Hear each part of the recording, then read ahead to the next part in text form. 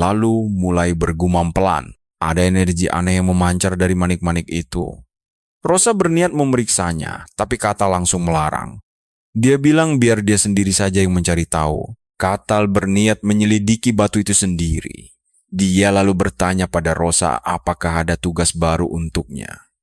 Seperti biasa, Rosa langsung menyodorkan daftar misi yang ada. Rosa memberikan daftar misi yang bisa dengan mudah dipilih oleh Katal. Malam harinya, Katal berbaring di ranjang sambil memikirkan hari menyenangkan yang baru saja dia lewati. Hari yang sangat produktif, namun pandangannya kembali tertuju pada manik-manik misterius itu. Sambil terus menatapnya, Katal mulai bertanya-tanya benda apa sebenarnya ini. Tiba-tiba, sebuah suara misterius terdengar dari dalam benda itu. Suara tersebut memberikan petunjuk jalan kepada Katal. Penasaran dengan apa yang menantinya, Katal langsung bersiap pergi. Katal segera meninggalkan kamarnya demi mencari tahu asal suara tersebut. Langkah kakinya membawa Katal ke sebuah gua gelap gulita yang tampak sangat menyeramkan. Begitu melangkah masuk, terdengar gema suara yang sangat kegirangan karena mendapat tumbal baru. Sosok itu sangat senang karena mangsa kali ini adalah seorang ras barbar. Kekuatan fisik ras barbar dirasa sangat sempurna untuk rencana jahatnya. Di sudut gua yang gelap itu, duduklah seorang penyihir hitam yang sedang merencanakan sebuah kebangkitan. Penyihir kegelapan ini berniat bangkit kembali. Dahulu kala, ada masa di mana banyak kerajaan besar runtuh akibat ulah satu dalang yang sangat kejam. Penyihir jahat tersebut memanipulasi emosi semua orang demi menciptakan kekacauan total. Rencana busuknya berjalan lancar hingga tak ada yang bisa menghentikannya. Tapi takdir berkata lain saat para pahlawan berhasil melacak dan mengalahkannya. Sebelum ajal menjemput, dia sempat memindahkan jiwanya ke dalam sebuah wadah kehidupan. Ritual itu mengubahnya menjadi sesosok lich abadi. Keabadian ini akan terus bertahan selama wadah kehidupan miliknya tidak dihancurkan oleh siapapun. Sejak menjadi lich, penyihir licik ini terus menyusun rencana kebangkitan dirinya. Untuk mewujudkan hal itu, dia membutuhkan tumbal manusia dalam jumlah besar. Dia sengaja menjebak orang-orang agar mendekat. Target utamanya adalah menciptakan Monachor, makhluk mengerikan yang sangat krusial demi ritual kebangkitan kekuatan penuhnya nanti. Dengan begitu, dia bisa kembali menguasai dunia ini dengan kekuatan gelapnya. Semuanya berjalan sangat mulus sesuai rencana. Sampai akhirnya Katal tiba-tiba masuk ke sana.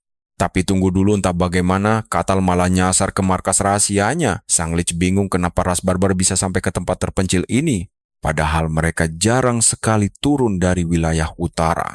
Ternyata, si lich telah memantrai manik-manik tersebut untuk memikat siapa saja yang tidak memiliki sensitivitas sihir.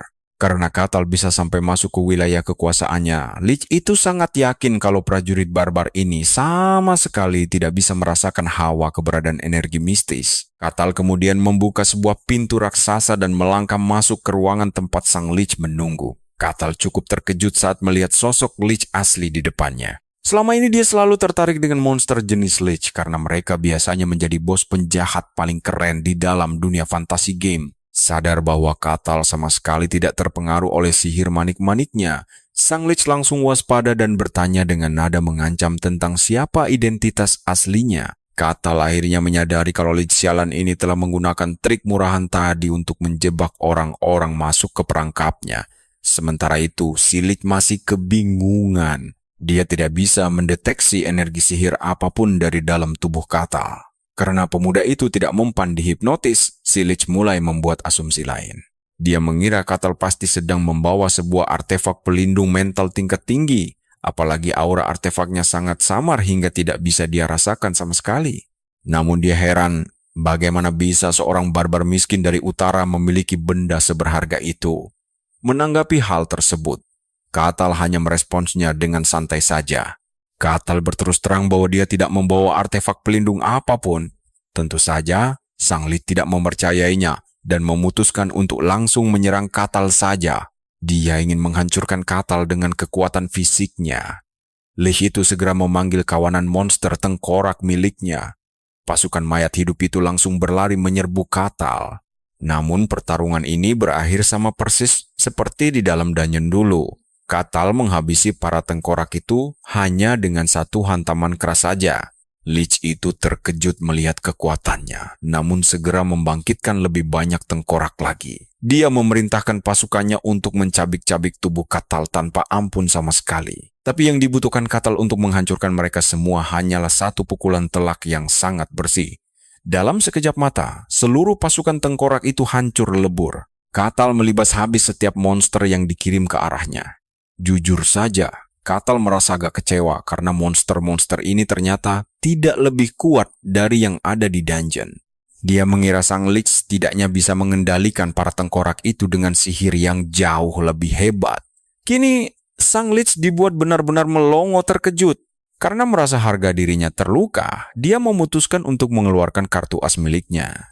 Menggunakan sihir hitamnya, Lich itu membangkitkan sesosok satria tengkorak raksasa. Katal sangat bersemangat melihat monster kelas ksatria itu bangkit. Dia penasaran apakah musuh barunya ini memiliki pola serangan yang sama seperti di dungeon. Ksatria tengkorak itu langsung berlari kencang menerjang Katal. Bukannya menghindar, Katal justru maju menyambut serangan itu dengan sebuah pukulan lurus tepat ke arah tubuhnya.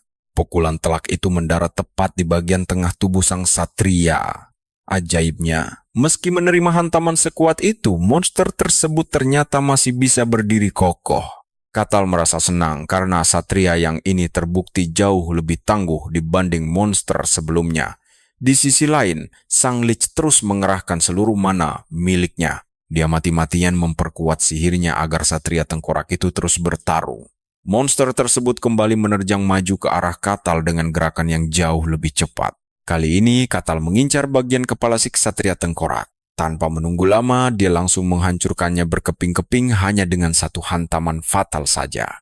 Sang Lich benar-benar syok dan mulai bertanya-tanya siapa sebenarnya pemuda barbar ini. Dia mengamati Katal lagi, namun tetap tidak mendeteksi adanya aliran energi mistis. Gila, tidak ada sihir sama sekali di tubuhnya.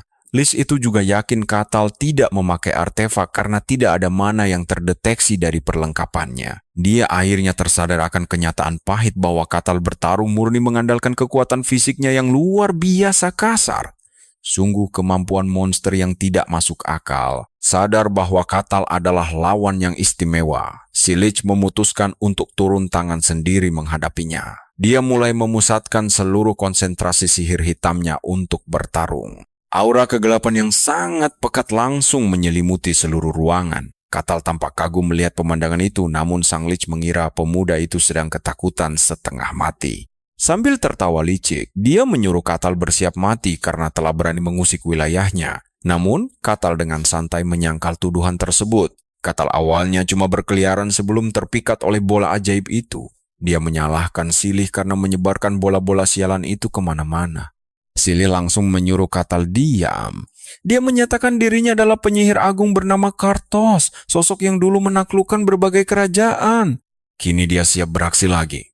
Rencananya, tubuh Katal akan dijadikan batu penjuru demi kebangkitan kekuatannya. Kartos lalu menyerang Katal menggunakan sihir emosi. Mantra ini sengaja memancing semua perasaan negatif.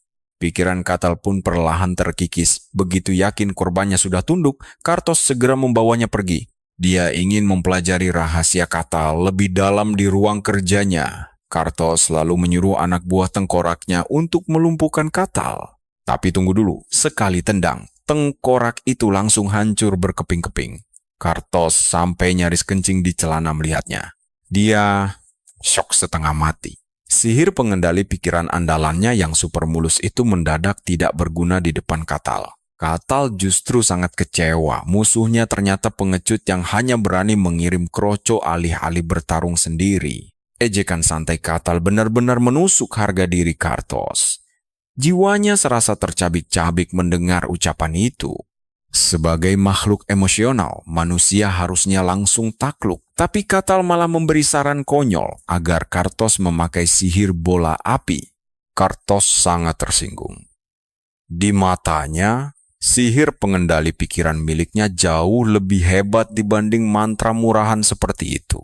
Karena emosi, Kartos langsung menggunakan mantra terkuat. Seluruh sudut ruangan kini dipenuhi oleh kobaran sihir dahsyat. Semua mananya dikuras habis tanpa sisa demi menjamin keberhasilan serangan ini. Dia yakin sekuat apapun musuhnya pasti akan tewas. Namun begitu debu menipis, dia langsung membeku ketakutan. Katal ternyata masih berdiri tegak tanpa luka sedikit pun. Bahkan Katal dengan santai mengejeknya, bertanya apakah hanya itu kemampuan terbaiknya. Nah, kalian bisa bayangkan betapa hancurnya mental Silik sekarang. Kartos benar-benar dilanda keputusasaan mendalam. Padahal mantra barusan adalah serangan legendaris yang biasa membuat para pahlawan tunduk berlutut. Tapi di hadapan Katal, jurus itu tidak ada apa-apanya. Sambil menunjukkan raut wajah kecewa, Katal mulai berjalan mendekatinya. Dia lalu menghunus kapak besarnya, bersiap memberi serangan balasan. Di sisi lain, pikiran Kartos mulai melantur karena panik. Dia mengira Katal adalah pembunuh bayaran kiriman kekaisaran yang dikirim khusus untuk memusnahkan dirinya dari dunia. Desas-desusnya, kekaisaran memang memiliki fasilitas rahasia untuk melatih orang-orang kejam menjadi mesin pembunuh berdarah dingin. Kartos yakin Katal berasal dari sana, sosok monster yang dirancang khusus hanya untuk menghabisi nyawanya. Namun dia menolak mati konyol. Dia berniat membunuh Katal dan merebut raganya agar bisa menguasai kekaisaran. Kesadaran Kartos pun keluar dari wadah jiwanya, lalu merangsek masuk ke dalam tubuh Katal untuk merebut kendali pikiran. Dia berencana memakai tubuh barunya ini selamanya. Namun sial bagi Kartos, dia justru masuk ke dalam jebakan maut.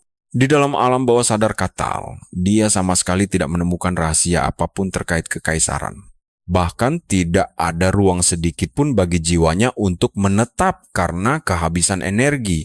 Kesadaran Kartos akhirnya lenyap selamanya. Katal hanya bisa berdiri kebingungan. Dia kecewa karena si penyihir agung ternyata mati begitu gampang tanpa perlawanan. Dia pun menyimpulkan bahwa monster lich di dunia fantasi ini ternyata tidak sekuat yang digosipkan orang. Pertarungan pun selesai. Katal mulai menggeledah seisi ruangan untuk menjarah harta karun yang ditinggalkan oleh Kartos.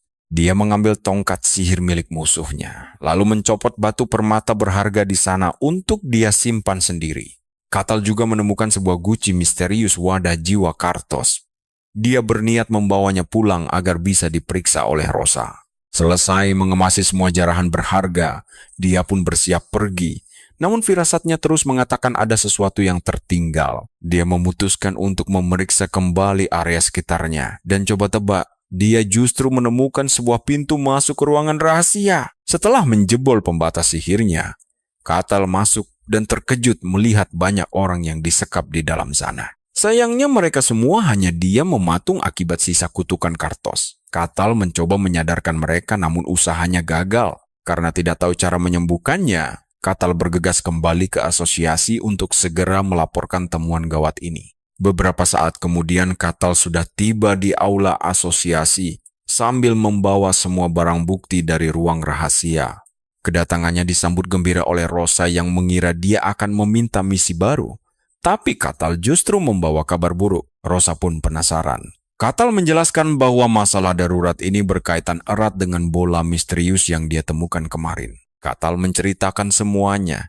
Tapi Rosa meragukannya karena hanya ada 5 lich di dunia. Sangat tidak masuk akal jika salah satu monster terkuat itu bersarang sangat dekat dengan wilayah mereka secara diam-diam.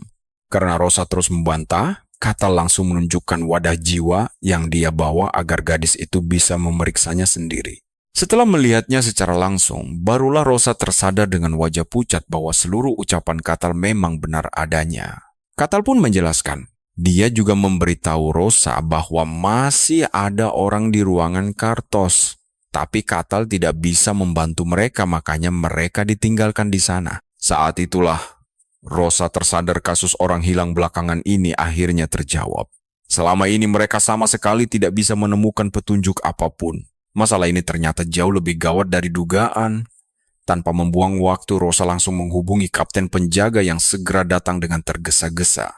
Katal menenangkan sang kapten dan bilang semuanya sudah aman karena situasi sudah terkendali, tapi kapten itu malah langsung pucat pasi saat mengetahui Katal baru saja bertarung melawan iblis Kartos. Semua orang tahu kalau Kartos adalah penyihir kejam yang hampir memusnahkan dunia 100 tahun lalu. Dia menciptakan sihir pembuat gila yang mempermainkan emosi manusia demi menyebarkan kekacauan di mana-mana. Sang kapten benar-benar tidak percaya Kartos bangkit kembali menjadi lich. Kejutan belum selesai, Katal malah dengan santai bilang kalau Kartos itu lemah. Katal menceritakan bahwa musuh itu meledakkan dirinya sendiri. Namun, dia sengaja menyembunyikan bagian tentang upaya Kartos yang ingin merasuki jiwanya. Jiwanya hendak dirasuki hingga membuat musuh hancur. Sang kapten menuntut penjelasan detail, tetapi Katal langsung memotong pembicaraan itu. Tidak ada lagi yang perlu dibahas. Setelah mendengar penjelasan singkat Katal, sang kapten segera bergegas menuju kastil Tuan Tanah. Dia ingin melapor langsung. Di hadapan Lord Luke, sang kapten menceritakan semuanya, lengkap dengan kesaksian para korban yang berhasil diselamatkan. Luke mendadak cemas. Jika Kekaisaran tahu ada monster lich di wilayahnya, mereka pasti akan mengirim penyelidik untuk mengobrak-abrik tempat ini. Apalagi situasinya makin memburuk di saat Kain sedang tidak ada di tempat. Luke benar-benar pusing memikirkan kekacauan yang bisa terjadi. Akhirnya, dia memutuskan untuk segera mengirim pesan ke kerajaan. Luke dan sang kapten menyadari betapa beruntungnya wilayah kekuasaan mereka sekarang. Jika Katal tidak menemukan sarang rahasia itu, mereka semua pasti sudah habis dibantai oleh kemurkaan sang lich kejam, Kartos. Luke sadar jasa Katal sangat besar dan layak diberi penghargaan tinggi, namun dia ragu wilayahnya punya cukup harta untuk itu. Keesokan harinya, sebuah kabar mengejutkan langsung menyambut Luke begitu dia bangun tidur. Sang penyelidik bidat Dewa Matahari telah tiba di wilayahnya. Tokoh menakutkan itu bernama Aquas. Kedatangannya yang begitu mendadak membuat seisi kastil gempar dan Luke sendiri langsung dibuat syok setengah mati. Dengan panik, dia terus bertanya-tanya apa tujuan Aquas datang kemari. Sore harinya, pertemuan menegangkan di antara keduanya akhirnya resmi dimulai. Aquas berterima kasih atas sambutan hangat Luke meski dia datang tanpa kabar. Usut punya usut, gadis muda ini punya reputasi mengerikan. Dia adalah penyidik termuda dalam sejarah Sekte Dewa Matahari. Dia pernah membantai 7 penyihir hitam yang bersekutu dengan iblis kegelapan. Bahkan, gadis ini menghentikan ritual terlarang skala besar sendirian. Reputasinya menjadikannya sosok paling ditakuti di seluruh benua. Bayangkan saja, kekaisaran sekalipun harus tunduk pada perintah gereja Dewa Matahari jika dia yang turun tangan secara langsung. Kekuatannya melampaui semua pangkat di benua ini. Nah, kalian pasti bingung kan kenapa sosok sekuat ini mendadak mendatangi wilayah Luke?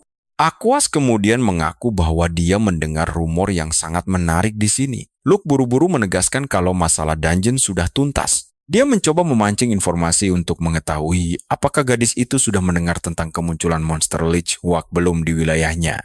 Beruntung sekali, Luke bisa bernapas lega karena Aquas tampak sama sekali tidak tahu soal hal itu. Dia lalu menanyakan tujuan utamanya. Aquas akhirnya berterus terang bahwa dia datang untuk menyampaikan pesan dari ramalan suci. Tapi, ada satu syarat mutlak sebelum dia mengungkapkannya. Dia harus memastikan kebenaran dari peristiwa yang terjadi di sini. Tanpa ragu, Luke langsung membeberkan semuanya secara terbuka. Luke menceritakan segalanya kepada Aquas, termasuk keberadaan Katal di wilayahnya dan bagaimana pria tangguh itu berhasil mengalahkan iblis Kartos. Dia bahkan menunjukkan wadah kehidupan milik Kartos sebagai bukti nyata. Sontak saja hal itu langsung menarik perhatian penuh dari Aquas. Situasi ini ternyata jauh lebih kritis dari bayangannya. Tanpa basa-basi lagi, sang penyidik langsung menuntut untuk segera dipertemukan dengan Katal. Aquas juga terkejut saat mengetahui Katal berasal dari padang salju putih. Tempat misterius yang seharusnya terisolasi dari dunia manusia biasa. Bagaimana mungkin entitas sekuat itu mendadak muncul ke dunia manusia?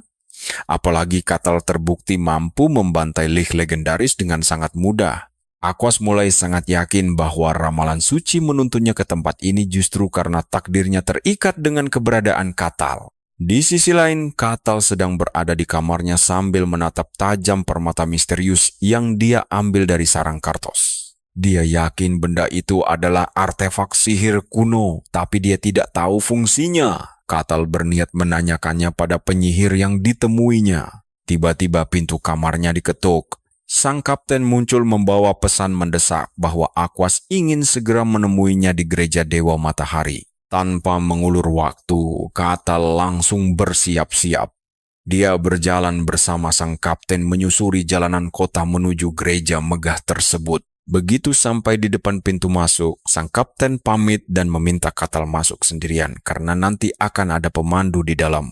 Saat melangkah masuk, dia langsung disambut hangat oleh 3 biarawati suci. Mereka mengantarnya langsung ke ruangan tempat Aquas menunggu. Begitu masuk, keduanya langsung saling memperkenalkan diri. Katal menatap tajam gadis di hadapannya dan langsung menyadari sesuatu hal penting. Gadis ini masih sangat muda tapi memiliki kekuatan yang luar biasa dahsyat. Katal tersenyum tipis, membuat Aquas merasa heran dan curiga. Tanpa basa-basi, Katal menanyakan alasan dirinya dipanggil kemari. Aquas pun berterus terang bahwa ini semua karena pertarungannya melawan Le Kartus Tempuari. Katal menceritakan tentang Kartos yang jahat. Aquas awalnya ragu, tapi Katal menegaskan bahwa dia tidak punya cara untuk membuktikan kejadian itu. Karena itu, Aquas menyarankan agar mereka membiarkan Dewa Matahari mengawasi dan menilai seluruh percakapan mereka ini. Katal bingung dengan maksud wanita itu. Aquas pun menjelaskan bahwa kebohongan apapun akan langsung memicu reaksi negatif dari dewa. Katal langsung paham, ini adalah tes kebohongan ilahi. Namun, Aquas menduga, Katal pasti akan langsung menolaknya secara mentah-mentah. Dia membebaskan Katal untuk menolak tawaran tersebut. Namun keputusan mengejutkan dari Katal justru membuat wanita itu sangat syok. Katal tidak bermaksud menolak sedikit pun. Tidak akan. Ini peluang langka baginya untuk melihat langsung keagungan kekuatan nyata dewa. Dia tidak ingin melewatkan momen berharga ini. Dengan penuh semangat, Katal mendesak Aquas untuk segera memulai proses ritual suci tersebut. Aquas bertanya apakah dia merasa terganggu dengan usulan ini. Namun Katal hanya tersenyum santai gila. Kapan lagi bisa diawasi dewa? Bagi Katal, ini kesepakatan yang menguntungkan. Dia menjamin tidak menyembunyikan apapun dan belum mengucapkan satu kebohongan pun sejak awal. Setelah keduanya sepakat, Aquas pun mulai bertindak. Dia merapalkan mantra suci untuk mengundang Dewa Matahari hadir di antara mereka. Cahaya benderang tiba-tiba turun dari langit dan menyelimuti tubuh Katal. Di dalam kehangatan itu, Katal bisa merasakan kehadiran sang dewa. Kehadiran dewa memicu berbagai emosi di batinnya. Saat suasana kembali tenang, Aquas merasa sangat lega karena tidak ada reaksi buruk. Dia lalu memberitahu Katal bahwa interogasi yang sebenarnya baru saja dimulai di bawah pengawasan ketat Dewa Matahari. Dia menegaskan bahwa kebohongan sama sekali dilarang. Katal tersenyum tenang dan memastikan dirinya sudah sangat siap untuk itu. Reaksi dewa membuktikan Katal jujur. Aquas menduga Kartos mungkin gagal memakai sihirnya. Jika tidak, Katal pasti sudah mati. Bagi Aquas, Katal sangat beruntung, sungguh beruntung. Begitu Katal menyadari interogasi selesai, dia langsung melontarkan pertanyaan balik. Dia menanyakan apakah semua keraguan wanita itu sudah hilang. Aquas mengangguk dan meminta maaf atas sikap tidak sopannya tadi. Katal memintanya tenang karena dia sama sekali tidak marah. Dia justru cukup menikmati seluruh proses interogasi barusan. Aquas kemudian meminta izin untuk menanyakan satu hal lagi. Katal mengangguk santai, mempersilakan wanita itu bicara tanpa ragu. Aquas menanyakan rasa penasarannya yang terbesar apakah Katal benar-benar berasal dari wilayah padang salju putih yang legendaris itu. Katal agak heran karena dia masih meragukan hal sekecil itu. Dia pun menegaskan kembali bahwa asalnya memang dari sana. Karena mereka saling bertukar tanya, Katal balik mengajukan pertanyaan. Dia penasaran apa alasan utama Aquas mendatangi wilayah kekuasaannya. Aquas menjawab bahwa dia datang demi urusan pribadi. Katal langsung menyergap apakah urusan pribadi itu untuk membuktikan dirinya jahat. Aquas sempat berpura-pura bodoh dan mengaku tidak mengerti maksud Katal. Tapi, dia mendadak tersadar akan sesuatu yang sangat krusial. Dia ingat, mereka sedang berada di bawah tatapan dewa. Kebohongan sekecil apapun akan langsung berujung pada bencana fatal. Terpaksa, dia mengakui dugaan Katal tidak sepenuhnya salah. Aquas lalu menceritakan tentang wahyu dewa yang dia terima sebelumnya. Dia mengira Katal adalah subjek dari wahyu tersebut. Namun dugaannya ternyata meleset jauh dari kenyataan yang ada. Aquas meminta maaf karena sempat menyembunyikan niat aslinya. Katal sendiri tidak keberatan karena dia menyukai kejujuran wanita itu. Katal kemudian bertanya lagi karena dia sangat penasaran dengan isi dari wahyu dewa yang diterima oleh Aquas tersebut. Padahal, isi wahyu ilahi dilarang keras untuk dibagikan kepada sembarang orang yang belum bisa dipercaya sepenuhnya. Namun, Akwas merasa Katal berhak tahu. Nah, disinilah isi wahyu yang sangat mengejutkan itu akhirnya terbongkar. Beberapa waktu kemudian, Akwas menemui Luke. Pria itu langsung menyadari bahwa raut wajah Akwas tampak sangat gelisah. Akwas mengaku baru saja bertemu Katal, tapi obrolan mereka justru membuat pikirannya jauh lebih kacau dari sebelumnya. Luke bertanya makhluk macam apa Katal sebenarnya. Akwas membenarkan bahwa Katal adalah ras barbar dari padang salju. Kabar ini mengejutkan Luke. Terkejut sekali. Akwas menambahkan, meski informasinya minim, asal-usul Katal sudah tidak diragukan lagi. Sebenarnya Luke berharap klaim Katal hanya bualan semata, namun konfirmasi dari Akwas meruntuhkan semua harapan kosong tersebut. Katal tidak berbohong. Luke tahu betul dunia akan gempar jika rahasia tentang asal-usul Katal ini sampai bocor ke publik. Banyak pihak luar yang sangat terobsesi dengan padang salju. Bayangan kekacauan besar itu mulai memicu rasa takut dalam dirinya. Keadaan akan makin kacau jika Kaisar mulai bergerak. Untungnya, Akwas menenangkan Luke bahwa semua ini masih bisa mereka kendalikan. Mereka akan menyelesaikan kasus Kartos secara tuntas dan memastikan identitas asli Katal tetap tersimpan rapat dari mata dunia. Luke bernapas lega mendengar rencana itu.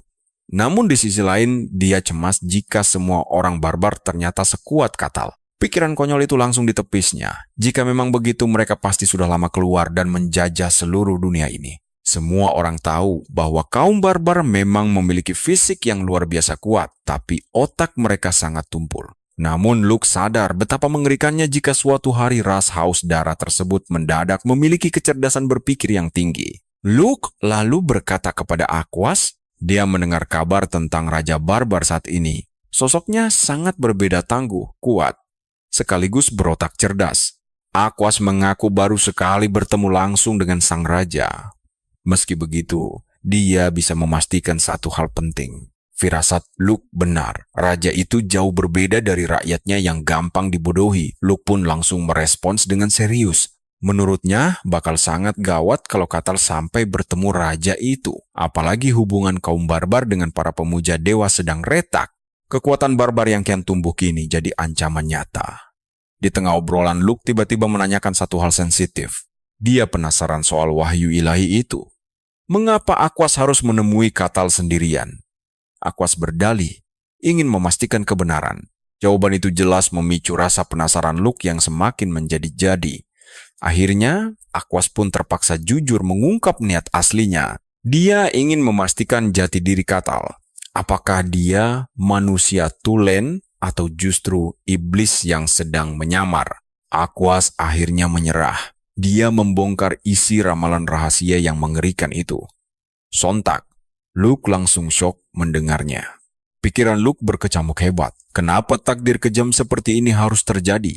Belakangan, Luke menemui Katal untuk bicara. Katal sangat berterima kasih atas sambutan hangat yang diterimanya.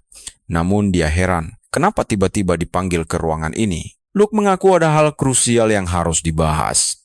Tapi sebelum itu, dia berterima kasih karena Katal sudah menyelamatkan wilayahnya. Tanpa aksi heroik Katal membendung ancaman Kartos, wilayah ini pasti sudah rata dengan tanah sejak awal. Tapi anehnya, Luke mendadak meminta maaf.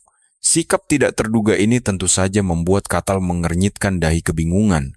Dan disinilah hal tak terduga terjadi. Luke membeberkan rahasia pahit tentang pencapaian besar Katal.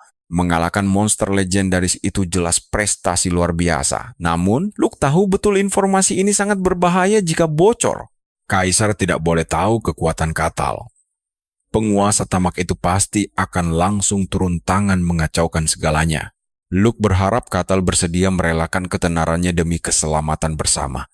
Menariknya, respons Katal justru di luar dugaan. Katal rupanya sama sekali tidak peduli soal ketenaran. Sebagai gantinya, Luke sudah menyiapkan hadiah istimewa untuknya.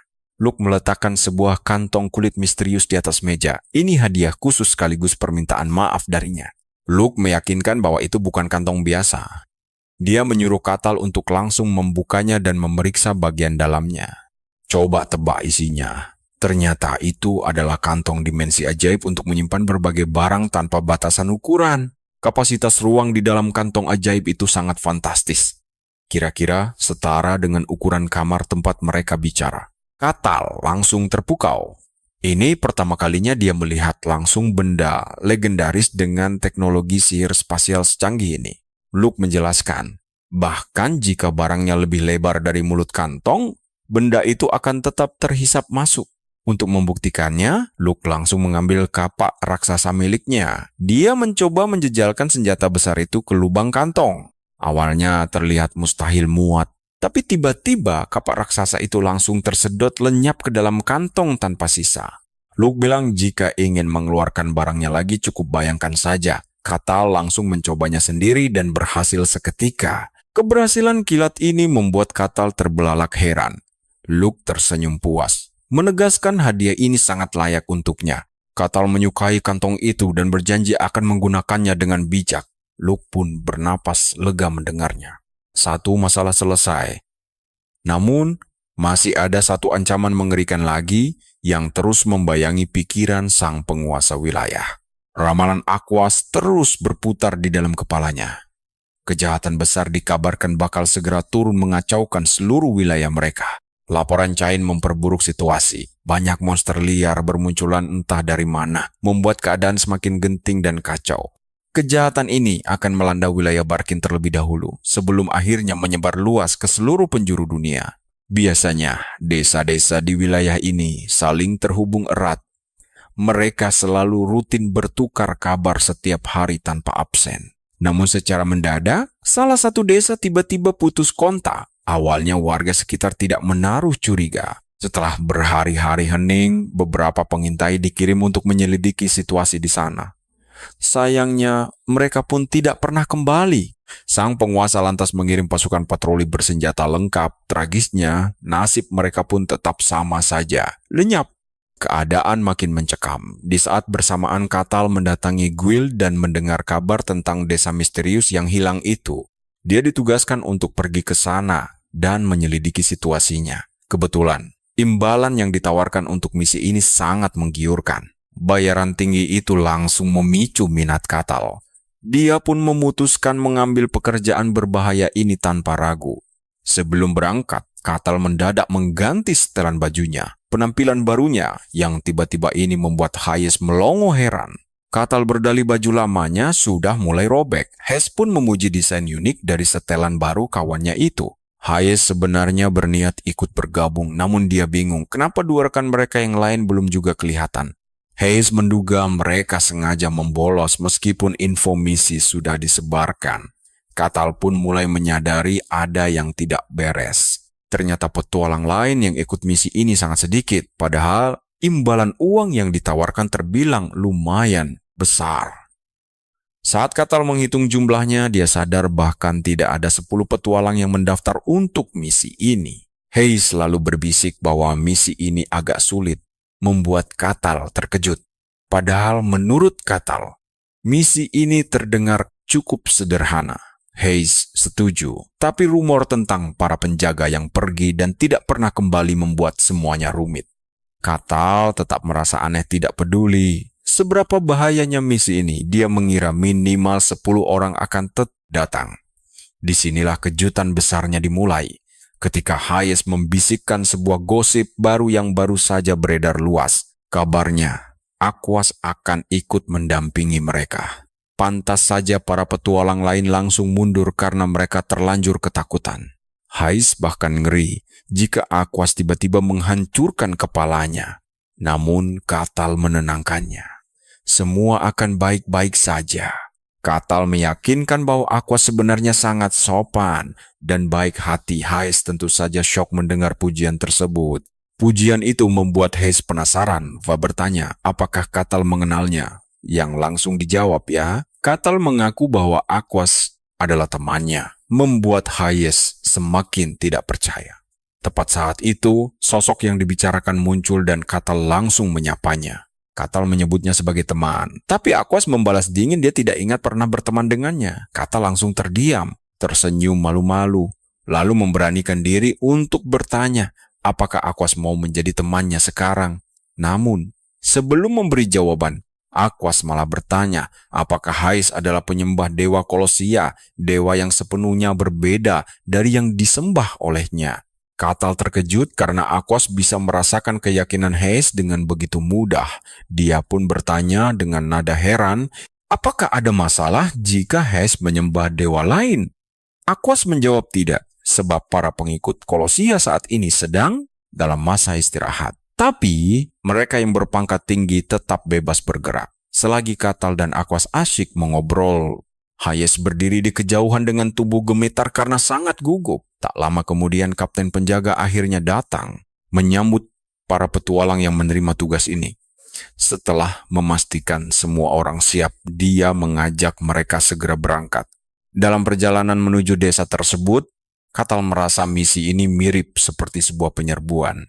Dia pun bertanya kepada Aquas, apakah era kegelapan sudah tiba sehingga dia memutuskan untuk turun tangan. Aquas menjawab bahwa dia tidak bisa memastikan hal itu karena dewa yang disembahnya tidak pernah memberitahu kapan tepatnya ramalan buruk tersebut akan benar-benar terjadi. Aquas tidak ingin panik dulu karena hilangnya kontak dari desa ini mungkin saja disebabkan oleh masalah biasa. Namun, ada juga kemungkinan kecil ini berhubungan dengan ramalan. Di sisi lain, Katal justru terlihat sangat bersemangat. Dia penasaran akan ujung takdir ini. Tidak lama kemudian mereka tiba dan semuanya tampak normal. Aquas mengaku tidak bisa merasakan aura apapun di sana, membuat kapten menduga para warga telah melarikan diri. Sang kapten memerintahkan semua petualang menyebar untuk mencari jejak. Dia cukup yakin pasti ada petunjuk yang tersisa. Mustahil satu desa utuh bisa lenyap tanpa bekas. Sama sekali tidak ada jejak. Beberapa saat kemudian, salah satu petualang berlari melapor bahwa dia menemukan makanan di dalam rumah. Kapten awalnya mengira hal itu biasa saja, karena mungkin saja ditinggalkan sebelum para warga pergi. Tapi, petualang itu segera menggelengkan kepalanya dengan cepat. Makanan tersebut ternyata masih terasa cukup hangat, seolah baru selesai dimasak. Sang kapten langsung terbelalak kaget mendengarnya. Dia segera melangkah masuk melihat keadaannya persis seperti laporan. Kapten mengingat kembali bahwa kontak dengan desa sudah terputus berhari-hari dan semua utusan yang dikirim tidak pernah kembali. Kapten lalu bertanya dengan penuh selidik, apakah ada keanehan lain saat menemukan makanan hangat itu? Namun petualang menggeleng. Benar-benar tidak ada satupun tanda kepergian ataupun tanda bahwa mereka bersembunyi. Kapten menyuruhnya terus mencari. Di tempat ini jelas ada denyut kehidupan, tapi anehnya tidak ada satupun manusia yang terlihat. Tak lama, kapten menerima laporan serupa dari tim lain. Kondisinya sama persis di setiap sudut wilayah. Terbukti bahwa manusia baru saja berada di sini beberapa saat lalu, namun sekarang senyap tanpa kehidupan. Merasa buntu, kapten langsung menoleh ke arah Aquas untuk mencari tahu petunjuk. Namun, Aquas menggelengkan kepala tanda tak tahu. Pertanyaan yang sama diajukan kepada Katal, tapi jawabannya tetap nihil. Sang kapten mulai frustrasi menghadapi keganjilan ini, sampai akhirnya Katal memberi saran agar mereka bertanya langsung pada sosok terdekat. Coba perhatikan ini, saat kapten merasa Katal sudah gila, Katal justru menunjuk sesosok misterius yang berdiri di kejauhan. Katal bahkan heran mengapa yang lain tidak bisa melihatnya. Ketika kapten menajamkan pandangan, matanya langsung membelalak lebar. Ada seorang wanita asing yang tiba-tiba saja berdiri tegak di sana, padahal sebelumnya tidak ada siapa-siapa. Begitu menyadari penyamarannya telah terbongkar, wanita misterius itu tersenyum lebar dan langsung melemparkan pertanyaan penasaran kepada Katal. Dia penasaran bagaimana Katal bisa mendeteksi keberadaannya dengan begitu mudah, padahal dirinya sedang menggunakan sihir kamuflase yang sangat sempurna. Bisa menyadari kehadiran orang asing yang tiba-tiba. Wanita itu memprotesnya, berkata dia bahkan tidak seharusnya bisa merasakan keberadaannya. Dia heran karena Aquas saja gagal mendeteksinya, tapi justru Katal yang bisa menyadarinya dengan mudah. Melihat bagaimana Katal bisa melakukannya dengan begitu mudah, wanita asing itu terpaksa bertanya, siapa dia sebenarnya? Sang kapten kini dicekam ketakutan luar biasa dan segera memerintahkan semua orang menyebar. Dia menoleh dan melihat Aquas mematung ketakutan, menggumam bahwa dia tidak merasakan apa-apa. Pengakuan ini langsung membuat kelompok itu merinding ngeri karena Aquas adalah inkuisitor dari gereja tertinggi dan dia gagal mendeteksi apapun. Ini berarti hanya ada dua kemungkinan saja yang tersisa. Entah wanita itu sama sekali bukan iblis atau dia adalah iblis kelas atas dengan tingkat kekuatan yang berada jauh di atas level mereka semua. Di saat kritis ini, si wanita asing berkata dia merasa Katal cukup menarik dan sebenarnya ingin sekali mengikutinya untuk melihat daerah kekuasaannya. Menyimpulkan bahwa Katal adalah barbar yang menghibur, dia langsung berubah ke wujud iblisnya yang mengerikan. Sambil memberitahu Katal tentang rencananya menyeret pemuda itu ke neraka sebagai budak pribadinya. Dia menjentikan jarinya, membuat aura kegelapan pekat menyelimuti seluruh area dan menciutkan nyali semua orang di sana. Petualang lain langsung berbalik untuk melarikan diri. Namun usaha mereka sia-sia karena sang iblis telah mengurung mereka dengan sebuah penghalang. Ashetiar menegaskan bahwa kini mereka ada di dalam wilayah kekuasaannya, tempat di mana tidak ada satupun dari mereka bisa lolos. Semuanya telah menjadi mangsanya. Saat dia tersenyum membayangkan cara melahap mereka, seluruh kelompok petualang mulai panik setengah mati. Hayes bahkan gemetar ketakutan karena iblis adalah hal terakhir yang ingin dia temui. Sementara itu, Katal justru tampak sangat kebingungan karena ini pertama kalinya dia melihat sosok iblis. Hayes buru-buru memperingatkan Katal bahwa iblis di hadapan mereka sangatlah berbahaya karena dia adalah iblis yang memiliki nama resmi. Hayes langsung berdoa histeris memohon penyelamatan dewanya, namun Katal menepuk lembut kepalanya dan memintanya untuk tenang. Katal meyakinkan Hayes bahwa dia ada di sisinya, lalu karena dia tidak paham maksud iblis bernama, dia pun memutuskan untuk bertanya. Meski dalam situasi hidup dan mati ini, Hayes masih menyempatkan diri untuk menjelaskan semuanya. Rupanya, tidak semua makhluk yang disebut iblis di dunia ini kuat, karena banyak yang dipanggil begitu hanya sebagai sebutan biasa. Sebagian besar dari mereka hanyalah serpihan energi jahat. Namun, ada beberapa makhluk tertentu yang tanpa diragukan lagi adalah iblis sejati. Mereka terlahir langsung di dalam kegelapan pekat tanpa orang tua. Lalu dengan kehendak bebas mereka sendiri, makhluk-makhluk ini akan memilih nama untuk diri mereka sendiri. Hayes menambahkan bahwa selemah apapun iblis itu, selama mereka memiliki nama pribadi, kekuatan mereka sanggup meruntuhkan sebuah kerajaan besar. Mendengar penjelasan panjang itu, Katal akhirnya mulai paham situasi gila yang Katal pun sadar ini adalah iblis bernama. Coba kalian perhatikan tanduknya. Hayes menjelaskan, bentuk tanduk melingkar itu adalah ciri khas Ashetiar. Dia adalah iblis legendaris yang sempat muncul berabad-abad lalu. Namun Hayes heran mengapa entitas sekuat itu mendadak muncul di desa terpencil.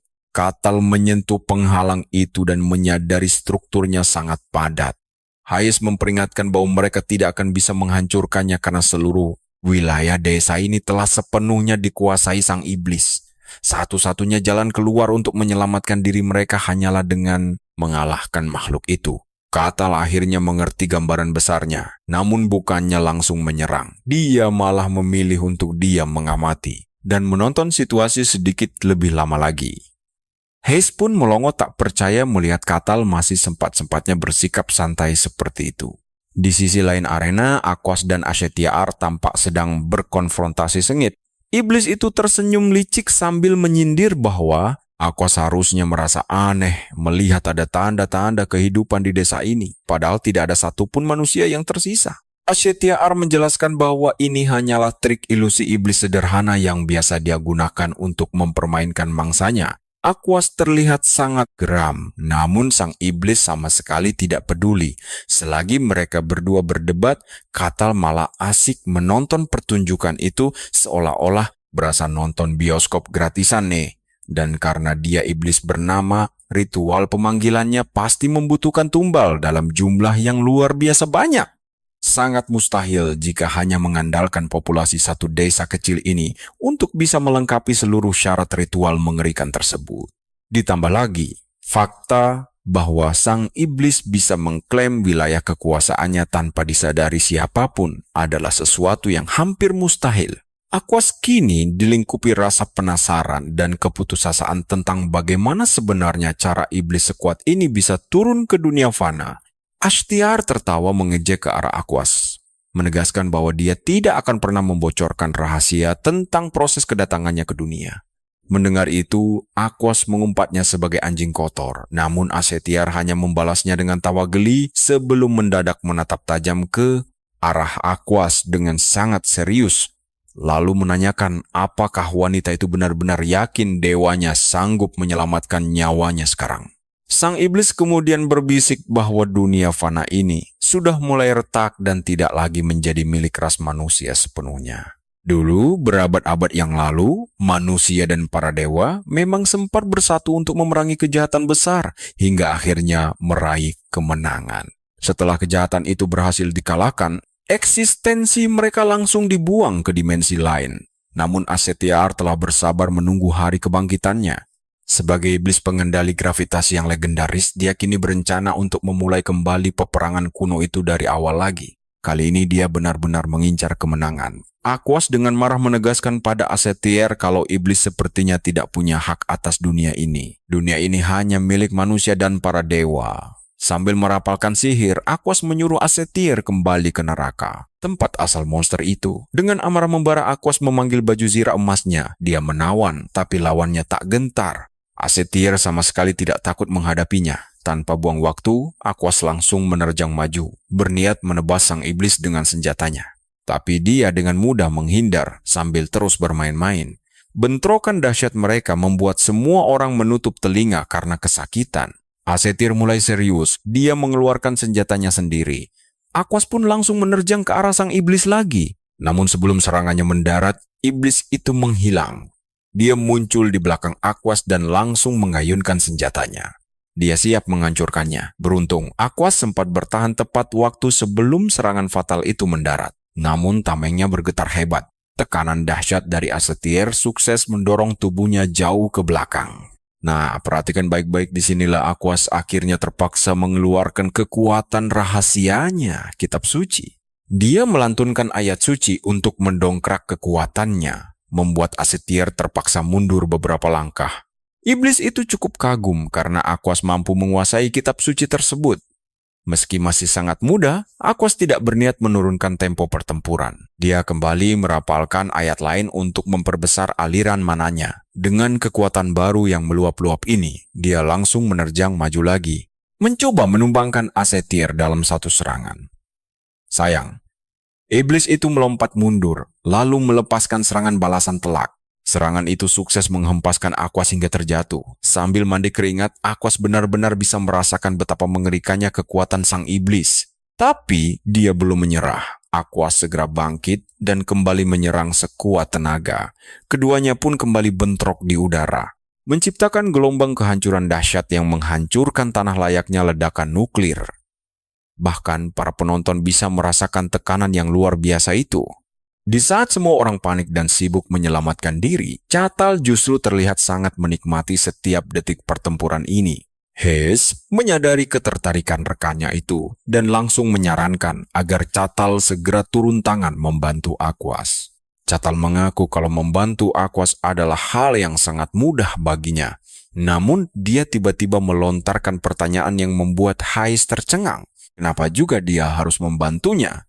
Dia merasa intervensinya justru hanya akan merusak keindahan pertarungan epik tersebut. Perkataan itu tentu saja membuat Hayes terkejut. Catal mengaku dia juga ingin bertarung dengan iblis, tapi memilih menonton dulu. Hayes hampir gila mendengar alasan absurd itu, karena semua ucapan Catal sama sekali tidak masuk akal baginya. Sementara itu, duel sengit di antara kedua wanita ini terus berlanjut. Ashtiar menyadari keunggulannya dalam hal kekuatan fisik. Namun, Aquas tetap tangguh berkat perlindungan para dewa di belakangnya. Tiba-tiba saja, Aquas berhasil mendaratkan satu pukulan telak. Namun, pukulan itu sukses membuat Ashtiar berlutut dan terkejut setengah mati.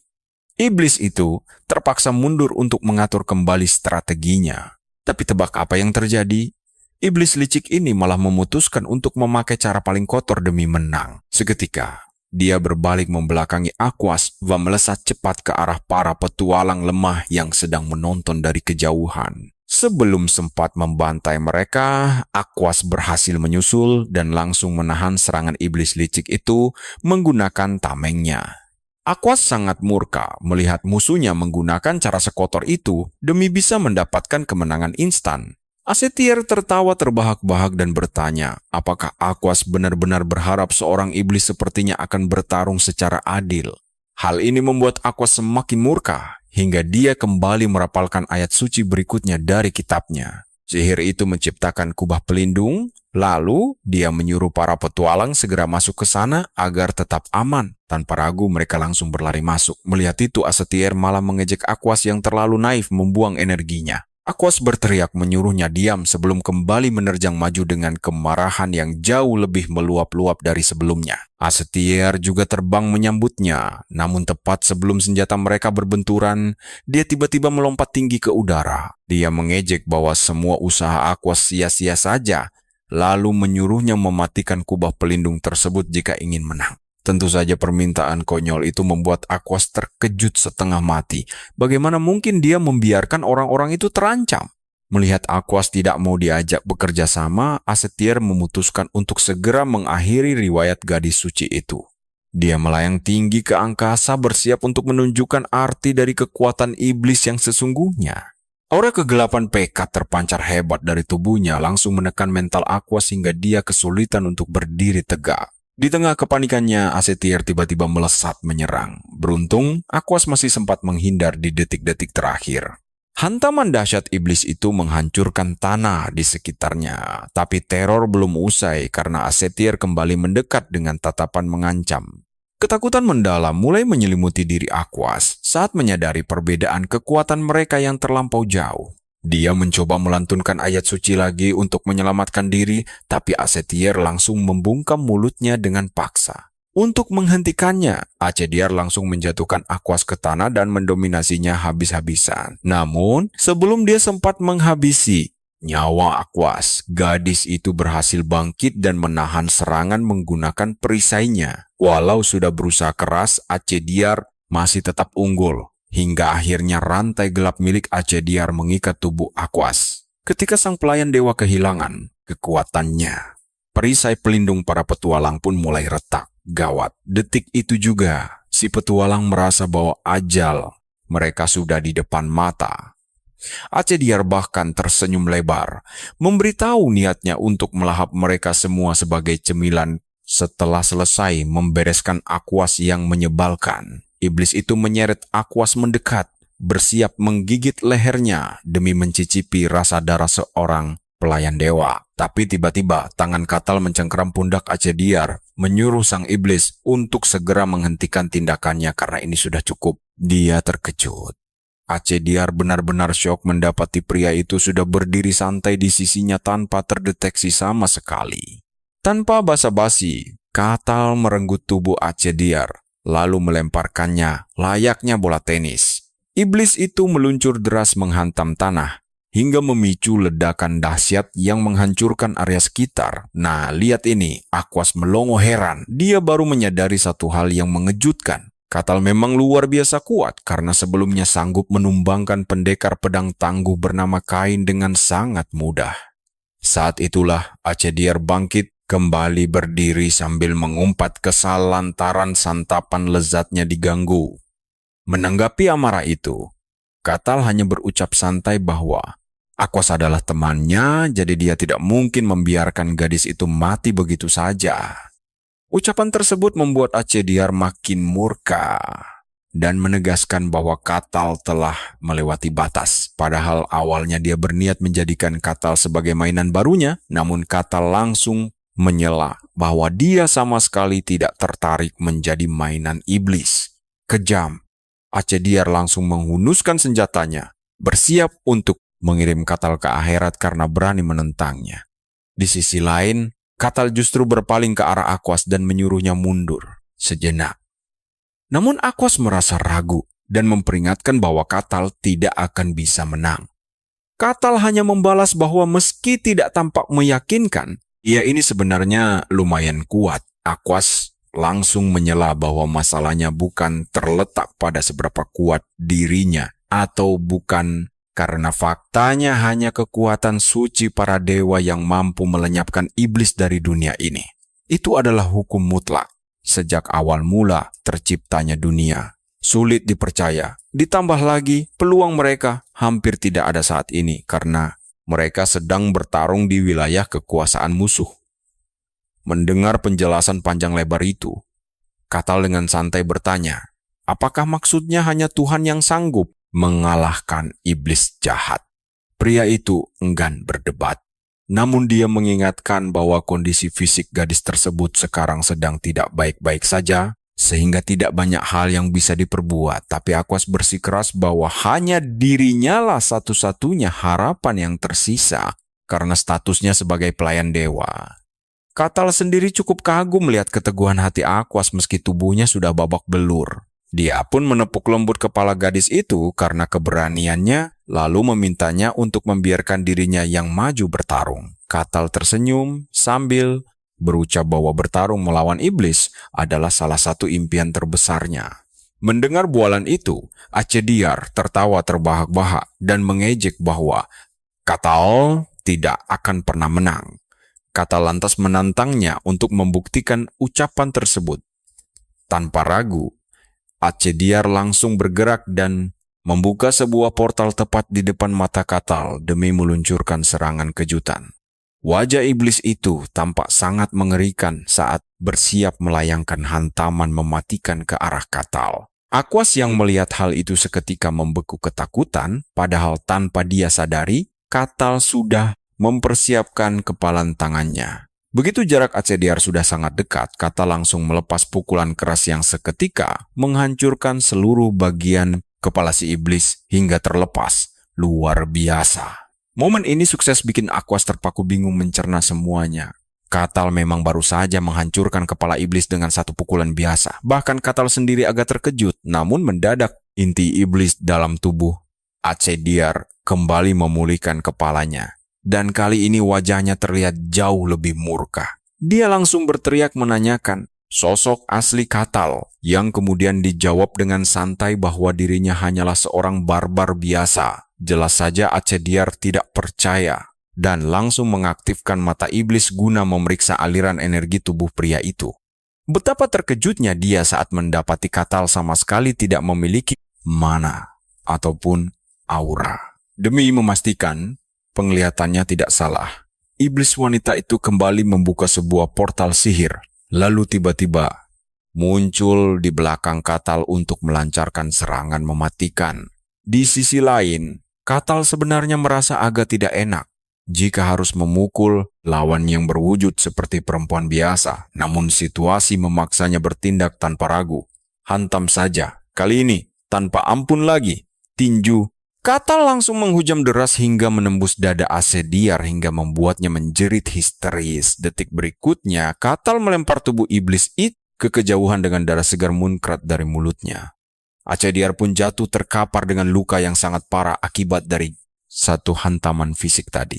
Dia benar-benar heran bagaimana bisa sebuah pukulan murni tanpa sokongan sihir ataupun aura sanggup memberikan daya rusak sedahsyat itu pada tubuhnya. Namun ajaibnya, luka mengerikan itu perlahan kembali menutup berkat kemampuan regenerasi iblisnya. Kejadian tersebut membuat Katal semakin penasaran, sehingga dia langsung melesat maju dengan kecepatan luar biasa, hingga tanah pijakan awalnya hancur berantakan. Acediar memang menyadari pergerakan itu, tapi tubuhnya sama sekali tidak sempat merespons. Dia hanya bisa pasrah melihat Katal mendekat dan menghantamkan kepalanya ke tanah sampai hancur berkeping-keping. Berhasil. Tapi seperti sebelumnya, tubuh iblis itu kembali pulih. Katal akhirnya sadar kalau setiap kali kepala iblis itu putus, tubuh baru langsung tumbuh. Dia curiga jangan-jangan inti Acediar ada di dalam kepalanya. Sementara itu, Acediar kesal karena Katal terus meladeninya hanya mengandalkan kekuatan otot semata. Sang iblis sombong mulai mengoceh dan mengejek Katal dengan keras. Dia bilang manusia barbar itu tidak akan punya peluang menang melawannya. Tapi Katal langsung membalas dengan santai. Dia bilang kekuatan Acediar biasa saja. Ucapan itu seketika menghancurkan harga diri sang iblis. Benar-benar bikin emosi. Acetier yang murka langsung menerjang maju dengan kecepatan penuh, siap meremukkan kepala Katal menggunakan palu raksasanya. Namun sekali lagi, Katal menunjukkan kegilaannya. Dia menahan hantaman palu maut itu dengan sangat santai seolah tanpa beban. Katal menghancurkan senjata tersebut lalu mendaratkan pukulan maut yang membuat kepala iblis itu melayang kembali. Seperti biasa, tubuhnya langsung utuh kembali. Namun Acetier mulai muak terus-terusan karena boge mentah yang sangat memalukan dari Katal. Padahal dia tahu palu itu sudah dilapisi sihir seberat dinding benteng kokoh, tapi kenapa Katal bisa menahan dan menghancurkannya begitu saja? Sungguh tidak masuk akal bagi Acetier. Bagaimana bisa seorang barbar yang tidak paham sihir sama sekali memiliki kekuatan sehebat ini? Karena frustrasi, Acetier melepaskan tembakan sihir jarak jauh. Tapi Katal mementahkannya hanya dengan kepalan tangannya. Hantaman tinju itu bahkan menciptakan gelombang kejut yang menghancurkan serangan sihir tadi. Kejadian ini membuat Acetier dan Aquas benar-benar tercengang. Berabad-abad lalu, Acetier adalah legenda yang meruntuhkan satu kerajaan sendirian. Namun sekarang, dia dibuat babak belur oleh seorang barbar. Katal terus menghajar Acetier tanpa ampun hingga tersungkur. Dia bahkan menginjak tubuh iblis itu untuk memastikan satu hal, ternyata kekuatan fisik murni tidak akan pernah bisa membunuh monster neraka. Sambil merayap tak berdaya, Acetier bertanya dengan gemetar monster macam apa Katal sebenarnya hingga punya tenaga sedahsyat dewa. Katal hanya menjawab bahwa dirinya hanyalah seorang barbar biasa. Tentu saja Acetier tidak percaya. Sadar lawannya adalah monster, dia memutuskan mengambil langkah nekat. Coba perhatikan, baik-baik iblis itu terbang ke langit dan melepaskan seluruh aura kegelapan miliknya. Dia berteriak bahwa dia akan melumat Katal dengan jurus terkuatnya. Bukannya gemetar ketakutan, Katal malah tersenyum lebar kegirangan. Katal sangat tidak sabar ingin menyaksikan wujud asli dari kehebatan ras iblis. Di sisi lain, Aquas mulai bersiap mengambil tindakan. Dia tahu kekuatan otot Katal tidak akan cukup tanpa bantuan sihir. Tiba-tiba, Acetier menghujani Katal dengan duri-duri hitam raksasa. Namun semua duri mematikan itu ditebas hancur menggunakan kapak besarnya. Acetier melongo tak percaya melihat betapa mudahnya serangan pamungkasnya dipatahkan. Saat sang iblis masih kebingungan, Katal sudah melesat maju dengan kecepatan luar biasa. Bersamaan dengan itu, Aquas mulai merapal sihir sucinya. Dia mengalirkan energi suci ke dalam senjata Katal. Pemuda itu benar-benar takjub karena baru pertama kali merasakan langsung keagungan kekuatan dewa. Aquas berteriak menyuruh Katal segera menebas musuh di hadapannya. Meski sebenarnya Katal masih penasaran dengan trik si iblis, dia tahu waktunya terbatas. Dia tidak boleh mengulur waktu lagi. Sebelum menyerang, Katal berbisik kepada Acetier bahwa pertarungan tadi cukup menghibur dirinya yang bosan. Iblis itu membelalak ketakutan saat kapak berlapis cahaya suci menghantam dadanya dengan telak. Detik itu juga, Estir sadar kalau dia telah kalah. Kombinasi fisik mengerikan Katal dan berkat suci dewa dari Aquas benar-benar sukses membuat sang iblis tak berkutik sama sekali. Sambil melihat tubuh lawannya perlahan lenyap dikembalikan ke neraka, Katal berucap terima kasih atas hiburan seru yang baru saja dia rasakan. Biarpun kalah telak, Acetier merasa puas karena membawa pulang satu informasi berharga ke dunianya, yaitu keberadaan sosok manusia sekuat Katal. Sebelum benar-benar lenyap, Acetier menanyakan namanya. Katal pun langsung menjawab jujur sebelum sempat dicegah oleh Dewi Aquas yang panik. Begitu tahu namanya, Acetier langsung berteriak keras ke seluruh penjuru neraka agar mereka semua waspada dan menyantap ingatan miliknya tentang Katal. Astaga, disinilah situasi berubah menjadi sangat kacau. Bola mata raksasa mendadak muncul di langit untuk mengutuk ingatan Katal. Namun secara mengejutkan, kutukan tersebut diserap habis oleh Katal. Acetier terperangah lemas karena harusnya tubuh manusia itu sudah hancur lebur. Tapi nyatanya Katal baik-baik saja. Tanpa bisa berbuat apa-apa lagi, tubuh Acetier akhirnya hancur menjadi abu dan lenyap selamanya. Sementara Katal hanya meregangkan otot-ototnya dengan santai. Merasa lega tugasnya hari ini selesai. Di lain tempat, tepatnya wilayah Barkin, kabar tentang hilangnya kontak dari desa terpencil mulai terdengar ke telinga kerajaan. Ketika Luke mendengar rumor keterlibatan iblis Acetier, kepalanya rasanya mau pecah. Dia tidak habis pikir padahal masalah mayat hidup baru saja kelar, sekarang malah muncul ancaman iblis. Mengapa wilayah sekecil ini harus terus-menerus dihantam bencana besar bertubi-tubi tanpa ada waktu istirahat sama sekali? Sang kapten kemudian melaporkan bahwa kepanikan warga mulai tidak terbendung karena kabar buruk ini sudah menyebar luas. Satu-satunya kabar baik di tengah kekacauan ini adalah kepastian bahwa Dewi Aquas berhasil mengusir iblis mengerikan itu kembali ke neraka. Luke sadar mereka harus segera menyusun rencana matang demi menghadapi krisis wilayah yang kian memburuk. Di sisi lain, kondisi Aquas masih sangat lemas pasca pertempuran, membuat Katal harus terus menjaganya. Begitu tenaganya sedikit pulih, Dewi itu langsung memaksakan diri berdiri dan bersiap pergi. Dia menegaskan bahwa tidak boleh ada waktu terbuang, karena laporan penting ini harus segera diserahkan ke Tanah Suci. Karena keputusannya sudah bulat, Katal tidak berniat menahannya lebih lama. Tepat sebelum melangkah pergi, Aquas menunduk dalam-dalam dan berterima kasih atas bantuan Katal. Nyawanya nyaris melayang. Aquas sangat yakin dia pasti sudah jadi mainan iblis jika Katal tidak datang menolongnya. Katal malah mengejutkannya dengan berkata bahwa dia tidak perlu berterima kasih karena itu adalah hal yang wajar dilakukan. Layaknya teman sejati, berhubung Aquas belum memberikan jawaban pasti, Katal pun kembali menanyakan status pertemanan mereka. Aquas tertegun melihat betapa santainya Katal menghadapi situasi ini. Dia lalu bertanya apakah Katal masih sudi berteman dengannya. Padahal dia adalah seorang inkuisitor bidat Dewa Matahari. Katal membuatnya kaget dengan bertanya balik apakah ada alasan untuk menolak. Aquas langsung bicara terbata-bata. Katal pun menyela dan memintanya agar tidak perlu terlalu banyak berpikir atau merasa terbebani. Sebuah senyuman tipis akhirnya tersungging di bibir Aquas sebelum dia mengangguk setuju. Katal lalu ingin menanyakan suatu hal penting. Dia ingin tahu apakah memang benar ada larangan keras untuk menyebut nama iblis. Aquas pun langsung menceritakan kebenarannya. Nah, disinilah rahasia gelapnya terungkap. Ternyata semua karena sebuah tanda kegelapan yang diukir iblis pada jiwa manusia. Tanda kutukan itu akan memikat makhluk jahat untuk mendekat. Intinya siapapun yang membawanya akan menjadi buruan empuk. Mereka menjadi mangsa para predator mengerikan. Di zaman kuno, mereka yang terkena tanda ini diselamatkan dewa atau dibantai. Mereka yang selamat harus menerima baptisan dewa terlebih dahulu. Katal yang cemas langsung bertanya apakah dia juga ditandai. Untungnya tidak.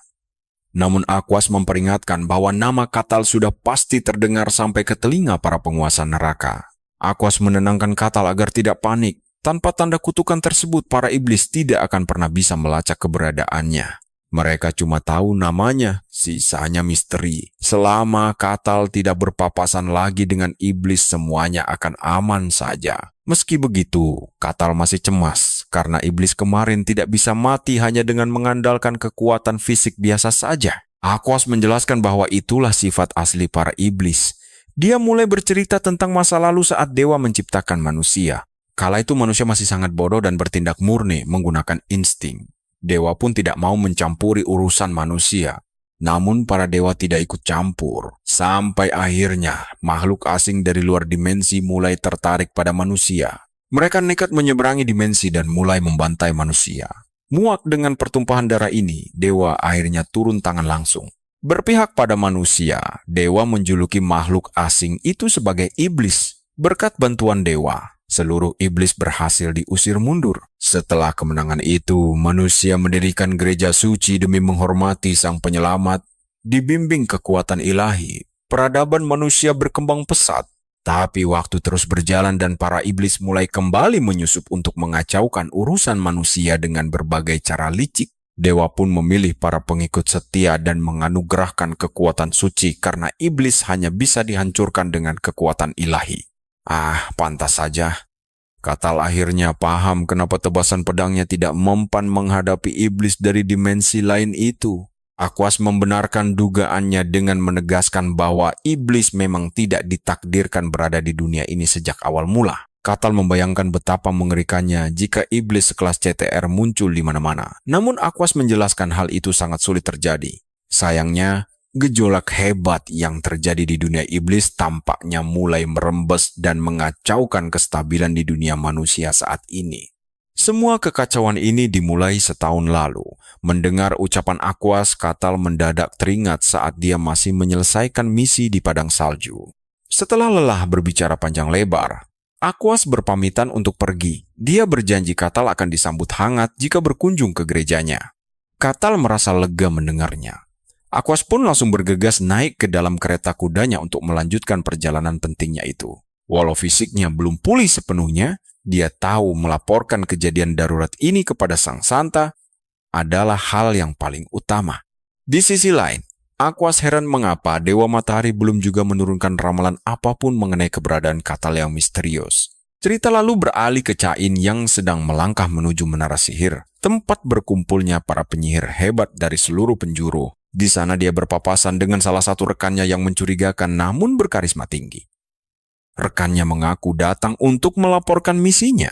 Cain sendiri berniat melakukan hal serupa setelah berhasil menyelesaikan misi pengintaian rahasia ke dalam wilayah perbatasan dunia iblis. Misi berbahaya itu bertempat di dalam hutan keheningan, area misterius di mana hukum alam dunia tidak lagi berlaku normal.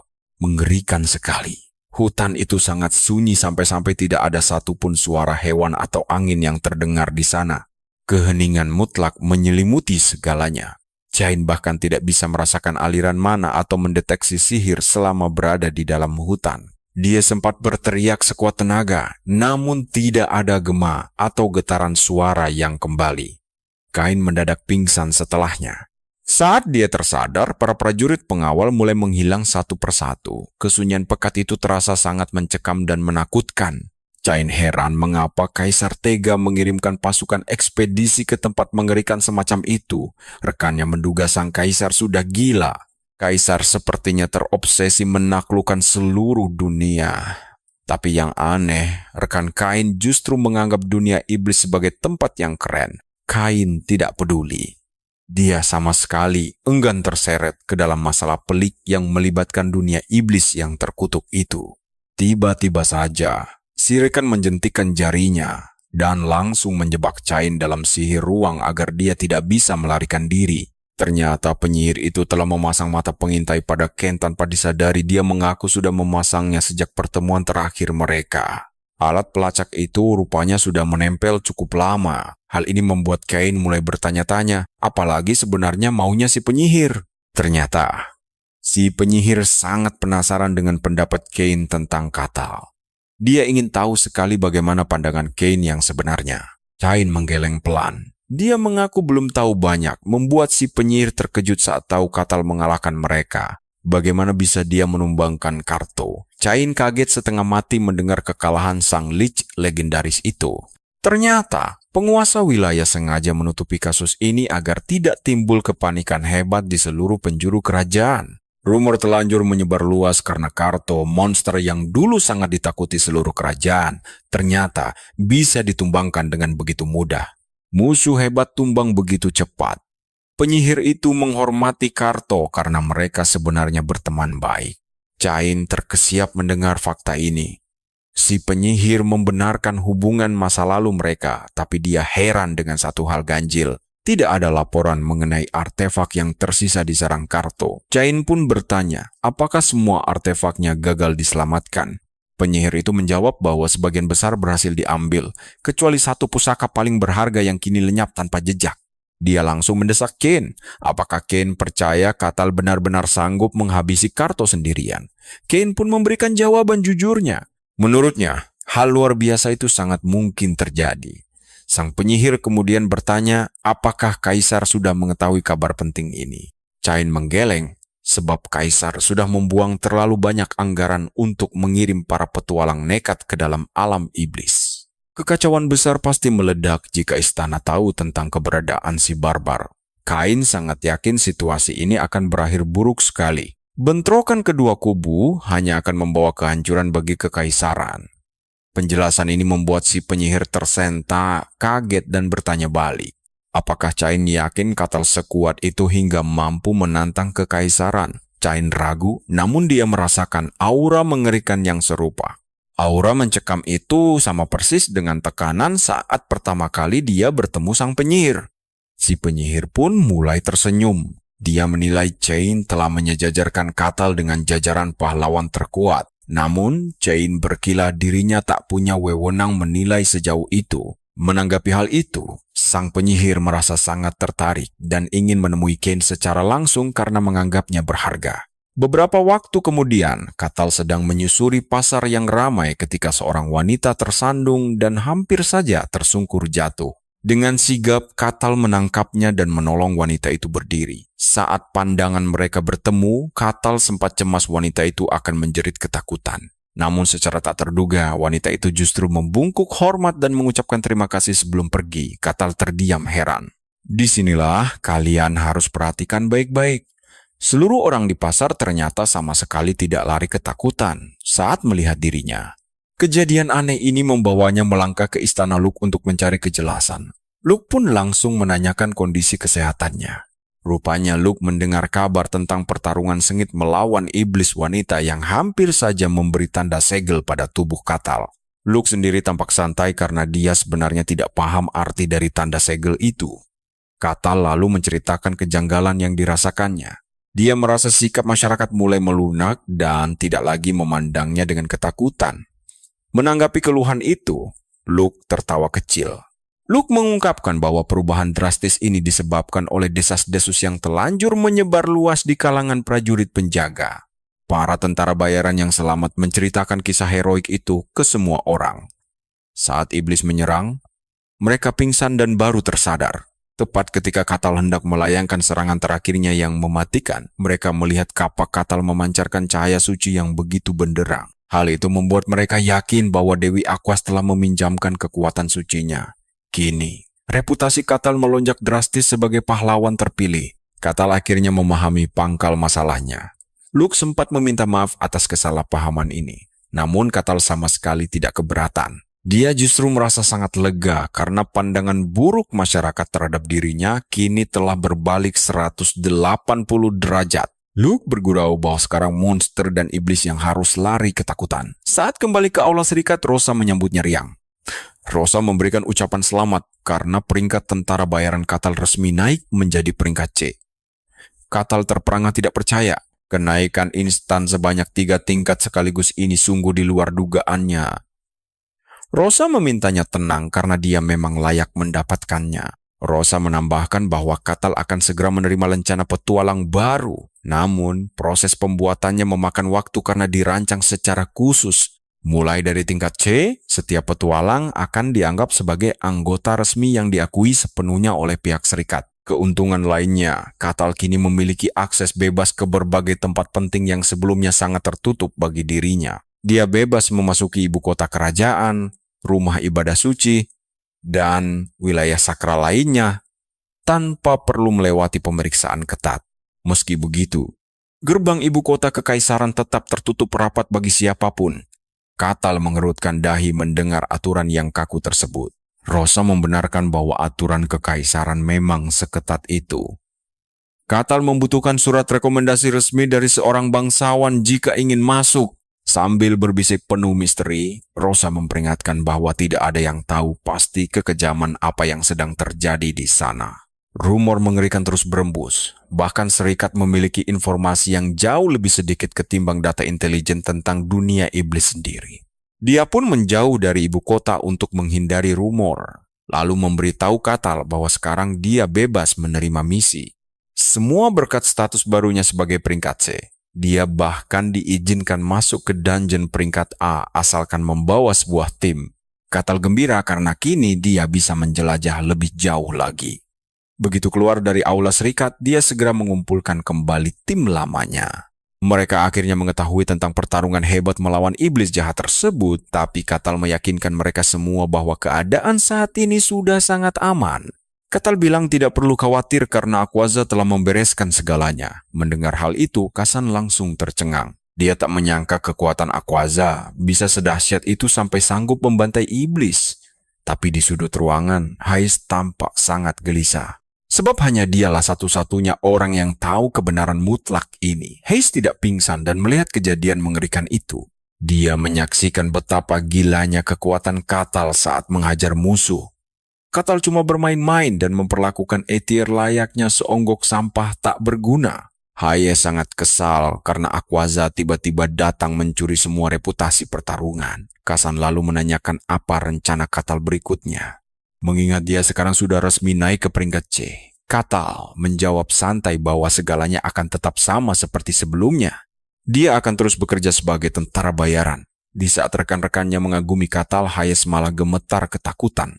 Hayes dibuat merinding karena apa yang dia lihat kemarin itu benar-benar gila. Nah, menurut kalian apa yang akan direncanakan oleh Katal dan timnya sekarang? Mereka menjawab pasrah bahwa tidak ada yang bisa dilakukan oleh tentara bayaran peringkat F murahan seperti mereka. Kasan merasa sedih. Dia sempat berpikir untuk hidup pasrah sebagai orang tidak berguna. Namun, cara pandangnya mendadak berubah setelah melihat tekad hebat milik Katal. Tiranis langsung mengejek tekad Kasan tersebut tanpa ampun. Tentu saja, ejekan dingin ini langsung memicu ketegangan baru di antara keduanya. Katal lalu bertanya pada Hayes tentang apa yang ingin dia lakukan selanjutnya. Hayes berkata dia hanya ingin mengikuti kehendak Dewi Kolosia. Katal kemudian menceritakan info dari Aquaza bahwa pengikut Kolosia sedang beristirahat kecuali para petinggi mereka yang sangat sibuk. Hayes sangat terkejut mendengar fakta tersebut. Dia langsung panik dan mencoba membela diri dengan mengaku bahwa dia hanyalah pendeta biasa. Katal malas berdebat panjang lebar. Dia menyuruh Hayes mempercayai apapun yang bisa membuatnya merasa tenang saat tidur malam ini. Malam harinya di Aula Serikat, Rosa sedang bersiap pulang karena hari sudah larut. Tiba-tiba seorang pria misterius berkerudung datang mengajukan misi. Meskipun tubuhnya sangat lelah dan stres berat, Rosa tetap melayaninya dengan ramah dan menanyakan jenis pengawalan yang dia inginkan. Pria itu menjelaskan bahwa dia butuh pengawalan untuk dirinya dan seorang wanita muda. Rosa lalu bertanya kemana arah perjalanan mereka. Rosa langsung dibuat terkejut, setengah mati begitu mendengar jawaban dari mulut pria tersebut tentang lokasi tujuan yang ingin mereka datangi. Ternyata tujuannya adalah kerajaan Deyan. Rosa merasa heran mengapa orang ini mengajukan permintaan sepenting itu di serikat kecil yang terpencil. Melihat situasi ini, Rosa menduga kuat kalau pria itu dan rombongannya sedang berusaha menyembunyikan identitas asli mereka demi keselamatan. Rosa memutuskan mengambil kesempatan ini. Dia menyetujui misinya, tetapi meminta sang pria menunjukkan bukti identitas yang valid sebagai jaminan awal. Nah, coba lihat ini. Pria itu sempat ragu sesaat sebelum menunjukkan lencana perak kecil, dan mata Rosa langsung terbelalak lebar. Lencana itu rupanya memiliki lambang resmi dari Serikat Tentara Bayaran, sebuah benda berharga yang tidak mungkin bisa didapatkan sembarang orang. Setelah melihatnya secara langsung, ekspresi wajah Rosa seketika menegang penuh rasa curiga. Dia tahu pria di hadapannya memiliki status khusus. Dia segera mengonfirmasi identitasnya tanpa banyak tanya. Rosa langsung meminta sang pria menyerahkan semua biaya komisi pengawalan. Dari balik lengan bajunya, pria itu menyerahkan sekeping koin emas murni secara perlahan. Rosa buru-buru mengambil dan langsung mengamati koin tersebut. Koin itu emas asli. Tapi saat tahu satu koin hanya untuk satu orang, pria itu langsung syok. Padahal, dia menyerahkan koin emas tersebut berharap bisa menyewa satu tim penuh, bukannya hanya mendapatkan jasa perlindungan dari seorang petualang biasa. Rosa menjelaskan misi ini sangat sensitif karena menyangkut nyawa, tapi pria misterius itu malah tampak makin kebingungan. Rosa kembali menegaskan bahwa berjalan jauh hanya dengan satu pengawal membawa bahaya luar biasa besar. Nyawa mereka berdua taruhannya jika nekat, apalagi rute menuju kerajaan Deyan sangat berbahaya. Perjalanan bahkan bisa memakan waktu 1 bulan jika terjadi masalah. Sangat wajar jika biayanya jauh lebih mahal dari misi biasa. Beruntung, pria tersebut akhirnya mulai paham penjelasan logis dari Rosa. Tapi dia tetap memohon keringanan untuk menambah jumlah pengawal. Rosa menjawab bahwa hal itu sebenarnya bisa diatur. Namun, konsekuensinya mereka terpaksa menyewa 2 petualang peringkat bawah sebagai pengganti dari 1 pengawal ahli. Rosa juga menambahkan syarat penting, yaitu minimal mereka harus membawa petualang peringkat D. Penjelasan masuk akal dari Rosa ini akhirnya disetujui. Pria itu pasrah menyewa satu pengawal ahli, tapi dia tetap memohon dicarikan 2 orang terbaik jika ada kesempatan. Sikap putus asa ini seketika memicu kecurigaan besar di benak Rosa. Dia pun langsung membeberkan kenyataan pahit kepada pria misterius tersebut. Sangat sulit mencari petualang kuat yang mau mengambil misi pengawalan berbahaya di wilayah pinggiran terpencil seperti tempat mereka sekarang. Meski begitu, dia berjanji akan mencoba mencarinya, walau kemungkinan berhasilnya rencana itu akan sangat kecil sekali. Pria misterius itu akhirnya pergi. Rosa segera memeriksa koin emas tersebut dengan penuh rasa curiga. Rosa meneliti koin emas itu demi melacak identitas si pria misterius.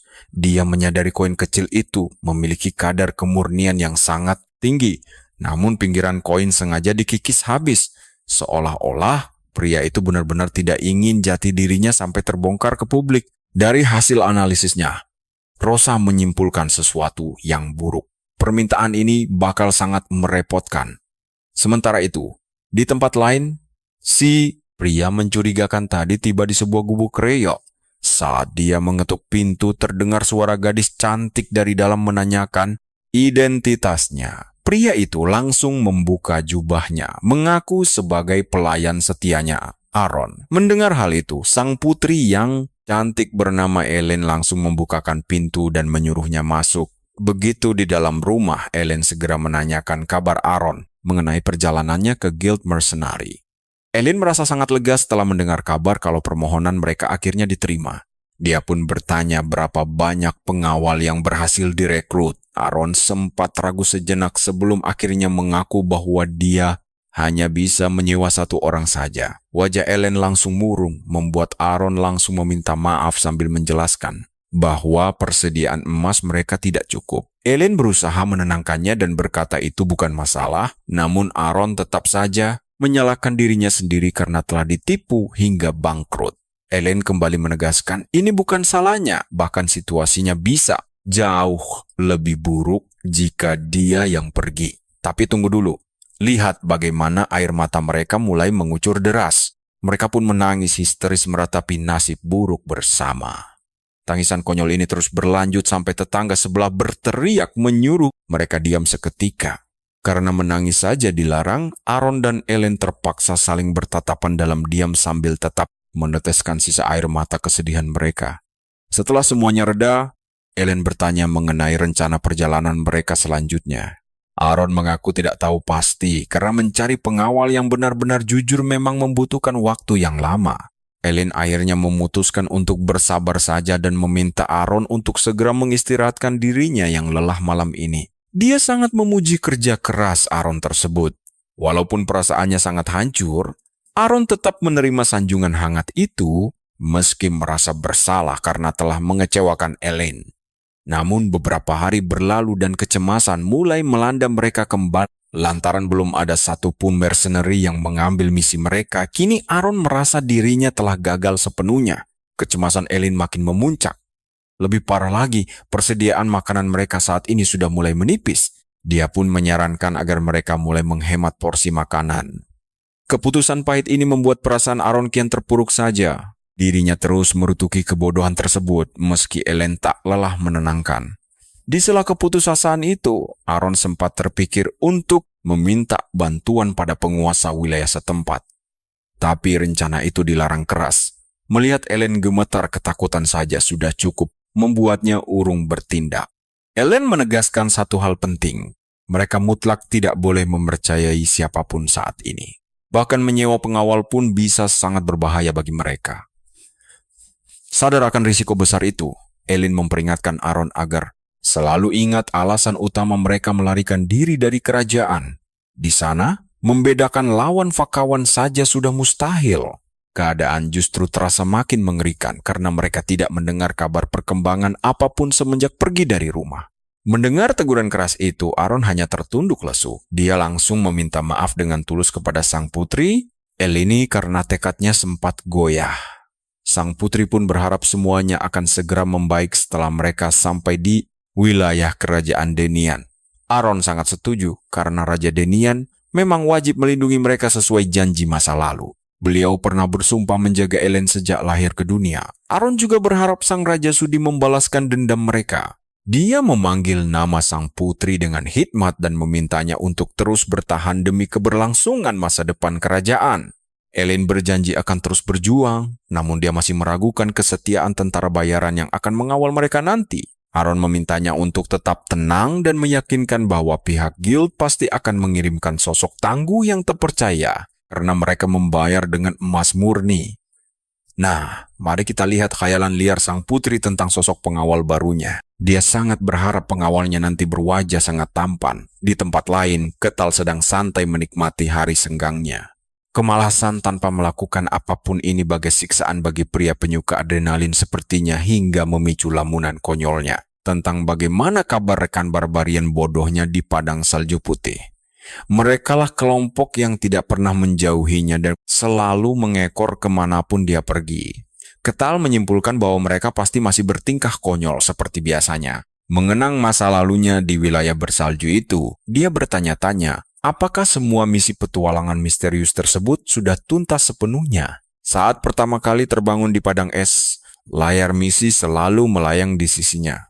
Dia sempat mengira itu mimpi. Namun setelah merasakan embusan angin dingin yang menusuk serta melihat monster mengerikan, Ketal sadar ini realitas barunya. Misi pertamanya dari sistem adalah bertahan hidup selama seminggu penuh di tengah padang es yang sangat mematikan itu.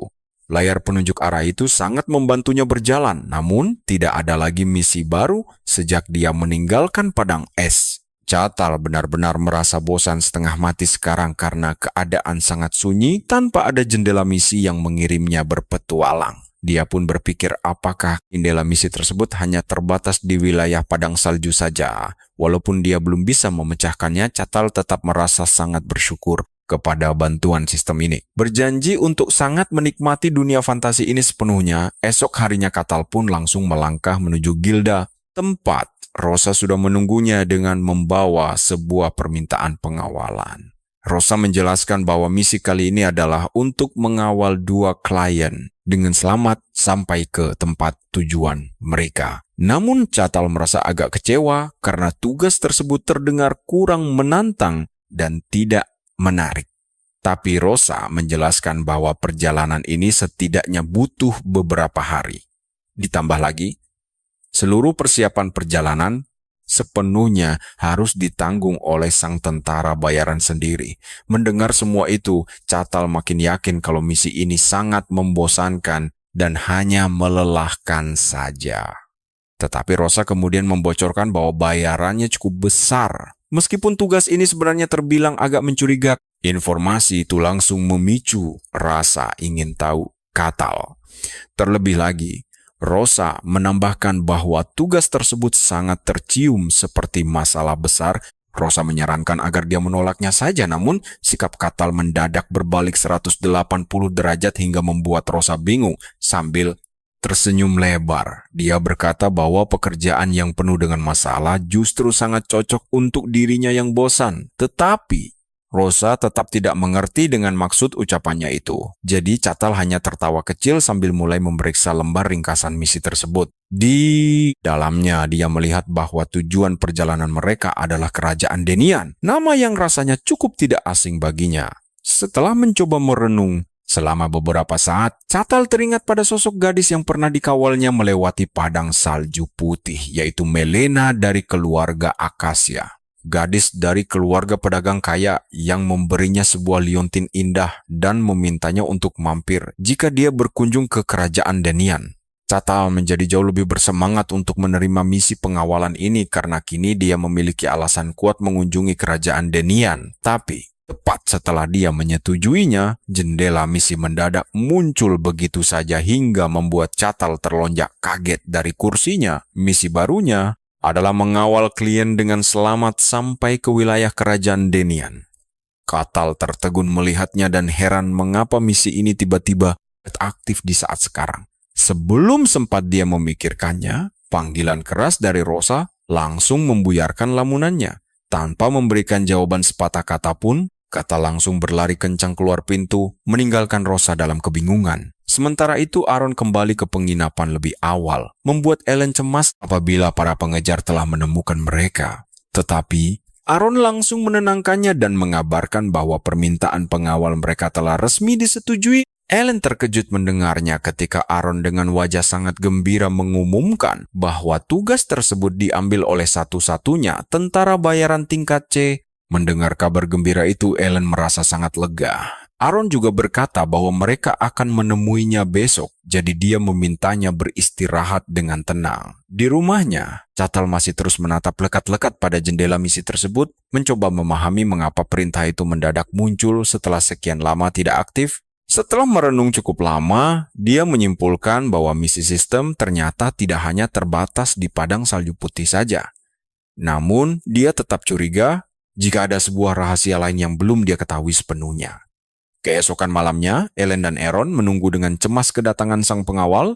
Gadis itu penasaran tentang sosok pengawal mereka dan mulai membayangkan penampilannya. Mengingat dia adalah tentara bayaran Gilda, Ellen berpikir apakah pria itu akan berwajah garang, penuh luka, atau bahkan berkepala botak. Tapi coba tebak apa jenis pria idaman yang dia bayangkan, rambut pirang berkilau dengan perut berotot layaknya pahlawan tampan di dalam komik. Beberapa saat kemudian, pintu Gilda akhirnya mulai terbuka.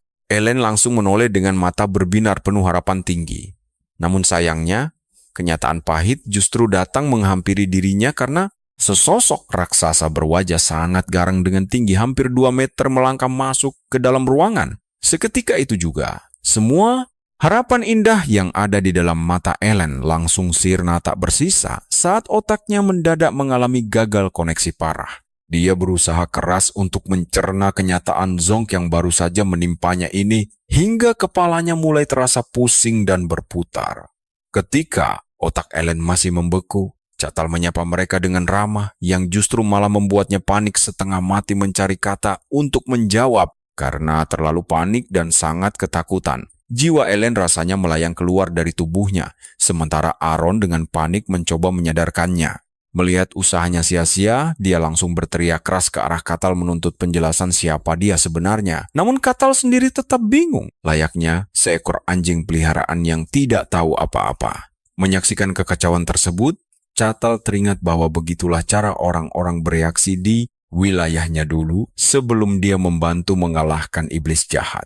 Tetapi sejak saat itu, sudah cukup lama, dia tidak melihat reaksi ketakutan seperti ini lagi. Dia pun bertanya pada Rosa apakah kedua orang penakut ini kliennya, dan Rosa dengan tenang mengiyakan hal tersebut. Dia kemudian memperkenalkan Catal sebagai tentara bayaran barbar yang akan menjadi pengawal mereka. Aaron tersentak kaget ketika dia mendengar hal tersebut dan langsung memprotes keras, meminta penggantian pengawal saat itu juga. Di titik ini, Rosa sudah sangat kesal dengan tuntutan Aaron dan bertanya dengan nada dingin apakah dia meragukan keputusan Gilda. Melihat Rosa mulai marah, Aaron langsung menjelaskan bahwa dia tidak bermaksud demikian. Tetapi Rosa yang kepalang kesal memutuskan membatalkan kesepakatan dan mengembalikan uang jaminan mereka karena mereka terbukti tidak mempercayai pihak Gilda. Aaron pun merasa sangat bersalah, sementara Catal merasa tidak nyaman melihat situasi yang mendadak. Mereka beneran gak percaya sama Gilda. Aaron merasa bersalah banget udah bikin kacau. Sementara Catal cemas melihat situasi gila ini.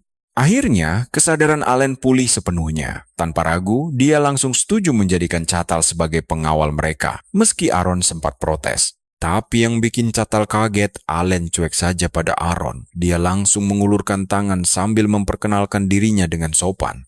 Keesokan harinya, perjalanan pun dimulai. Tapi Catal langsung menyadari kalau kedua kliennya ini sengaja menjaga jarak darinya. Dia membujuk mereka agar mendekat. Sia-sia.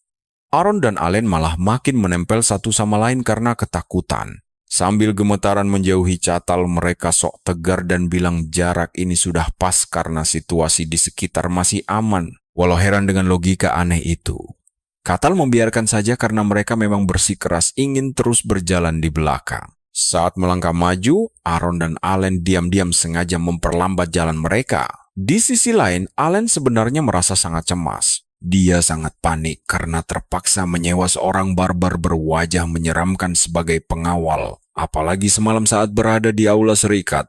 Gadis itu terpaksa bersalaman dengan Catal setelah sepakat merekrutnya. Padahal waktu itu Catal memperkenalkan diri dengan sangat ramah. Allen tetap saja merinding ketakutan. Sangat takut. Padahal Catal sudah menjamin keselamatan mereka. Apapun yang terjadi.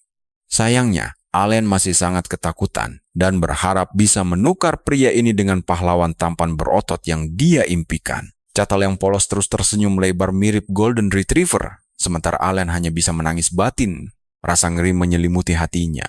Dan coba tebak, baru jalan beberapa jam saja. Catal tiba-tiba mengumumkan sesuatu yang mengejutkan. Mendengar itu, jantung Allen copot. Benar-benar syok. Dia hanya bisa terdiam saat Catal menanyakan keputusan tersebut. Dengan terbata-bata, Allen terpaksa mengangguk setuju. Seolah sangat peka dengan kecemasan kliennya, Catal langsung menerangkan alasan di balik keputusannya. Jalanan sudah terlalu gelap untuk dilewati dengan aman. Lagi pula, ini semua terjadi karena mereka sendiri yang terlambat berangkat. Karena alasan yang sangat logis itu, Allen terpaksa setuju sementara Aaron langsung pasang badan untuk melindungi rekannya. Dia berjaga-jaga seolah Catal bisa menerkam Allen kapan saja. Catal tahu mereka masih sangat mencurigainya karena dia seorang barbar. Ya, namanya juga dicap sebagai ras barbar liar. Dia hanya bisa membatin sampai kapan mereka akan terus menjauhinya begini. Catal tidak mau ambil pusing. Abaikan saja. Dia mulai mengeluarkan peralatan dari tas penyimpanannya untuk mendirikan tenda. Dari dalam tasnya, Catal mengeluarkan sebuah tenda portabel, membuat Aaron dan Allen melotot tidak percaya karena sangat terkejut. Bagaimana mungkin seorang barbar memiliki artefak tingkat tinggi seperti itu? Melihat kepanikan mereka, Catal pun santai menjelaskan asal-usulnya. Dia mendapatkannya sebagai hadiah setelah menyelesaikan banyak misi sulit. Mendengar penjelasan santai itu, kepala Aaron dan Allen serasa pecah. Karena hanya ada satu tenda, Catal menawarkan agar mereka berdua memakainya bersama. Di sini, Allen mulai merasa heran. Allen penasaran di mana Catal akan tidur. Mustahil di luar. Tapi Catal menjawab dia sudah sangat terbiasa. Bagi Catal, tidur di hutan yang hangat ini adalah surga jika dibandingkan harus menggali lubang es di padang salju. Dengan ceria, Catal juga menawarkan diri untuk berjaga semalaman penuh agar mereka bisa tidur tenang tanpa perlu khawatir.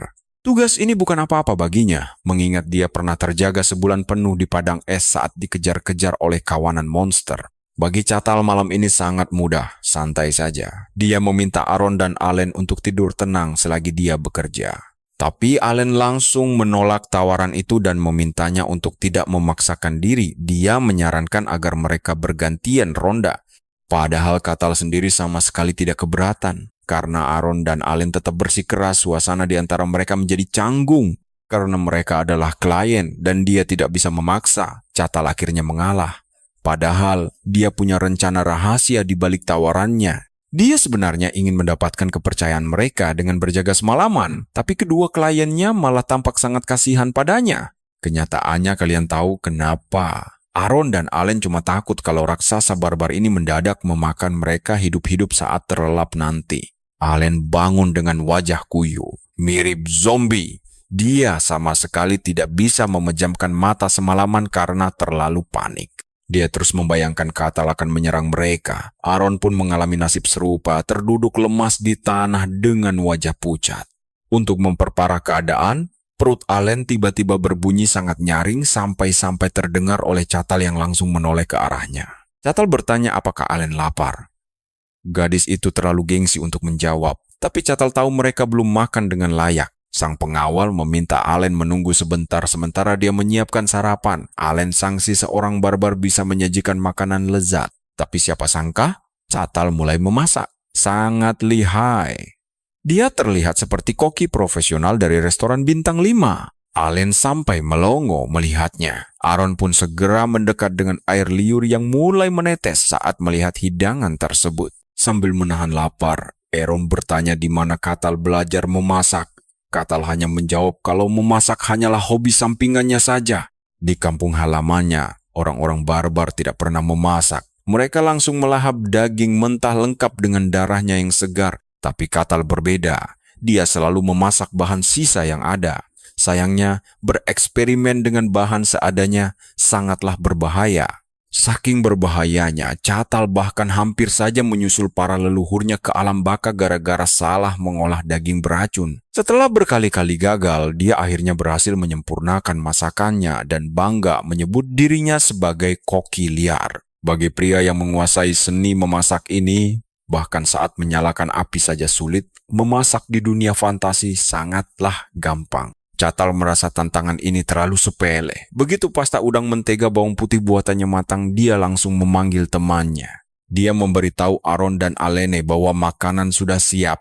Melihat pasta lezat itu, air liur mereka hampir menetes deras. Tapi Alene segera menepis godaan itu dan menolak mentah-mentah hidangan Catal. Padahal dia sendiri sudah sangat kelaparan. Dengan gengsi tinggi, dia beralasan tidak suka makanan berminyak, lalu mengeluarkan dendeng sapi kering dari balik lengan bajunya.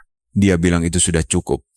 Aaron terpaksa ikut menolak, membuat Catal heran apakah otak kedua orang ini agak geser. Karena mereka lebih memilih dendeng keras, Catal langsung melahap habis pastanya yang sangat lezat di depan mata mereka. Alene sebenarnya sangat ingin mencicipinya, tapi karena Catal seorang barbar, dia tidak sudi mempercayai makanan buatan pria itu. Memasuki malam ketiga perjalanan, mereka masih belum makan apapun. Tubuh Alene pun mulai menunjukkan tanda-tanda kelelahan yang parah. Kakinya juga lecet parah. Aaron sangat cemas karena mereka terus berjalan di rute ekstrem ini tanpa asupan nutrisi layak.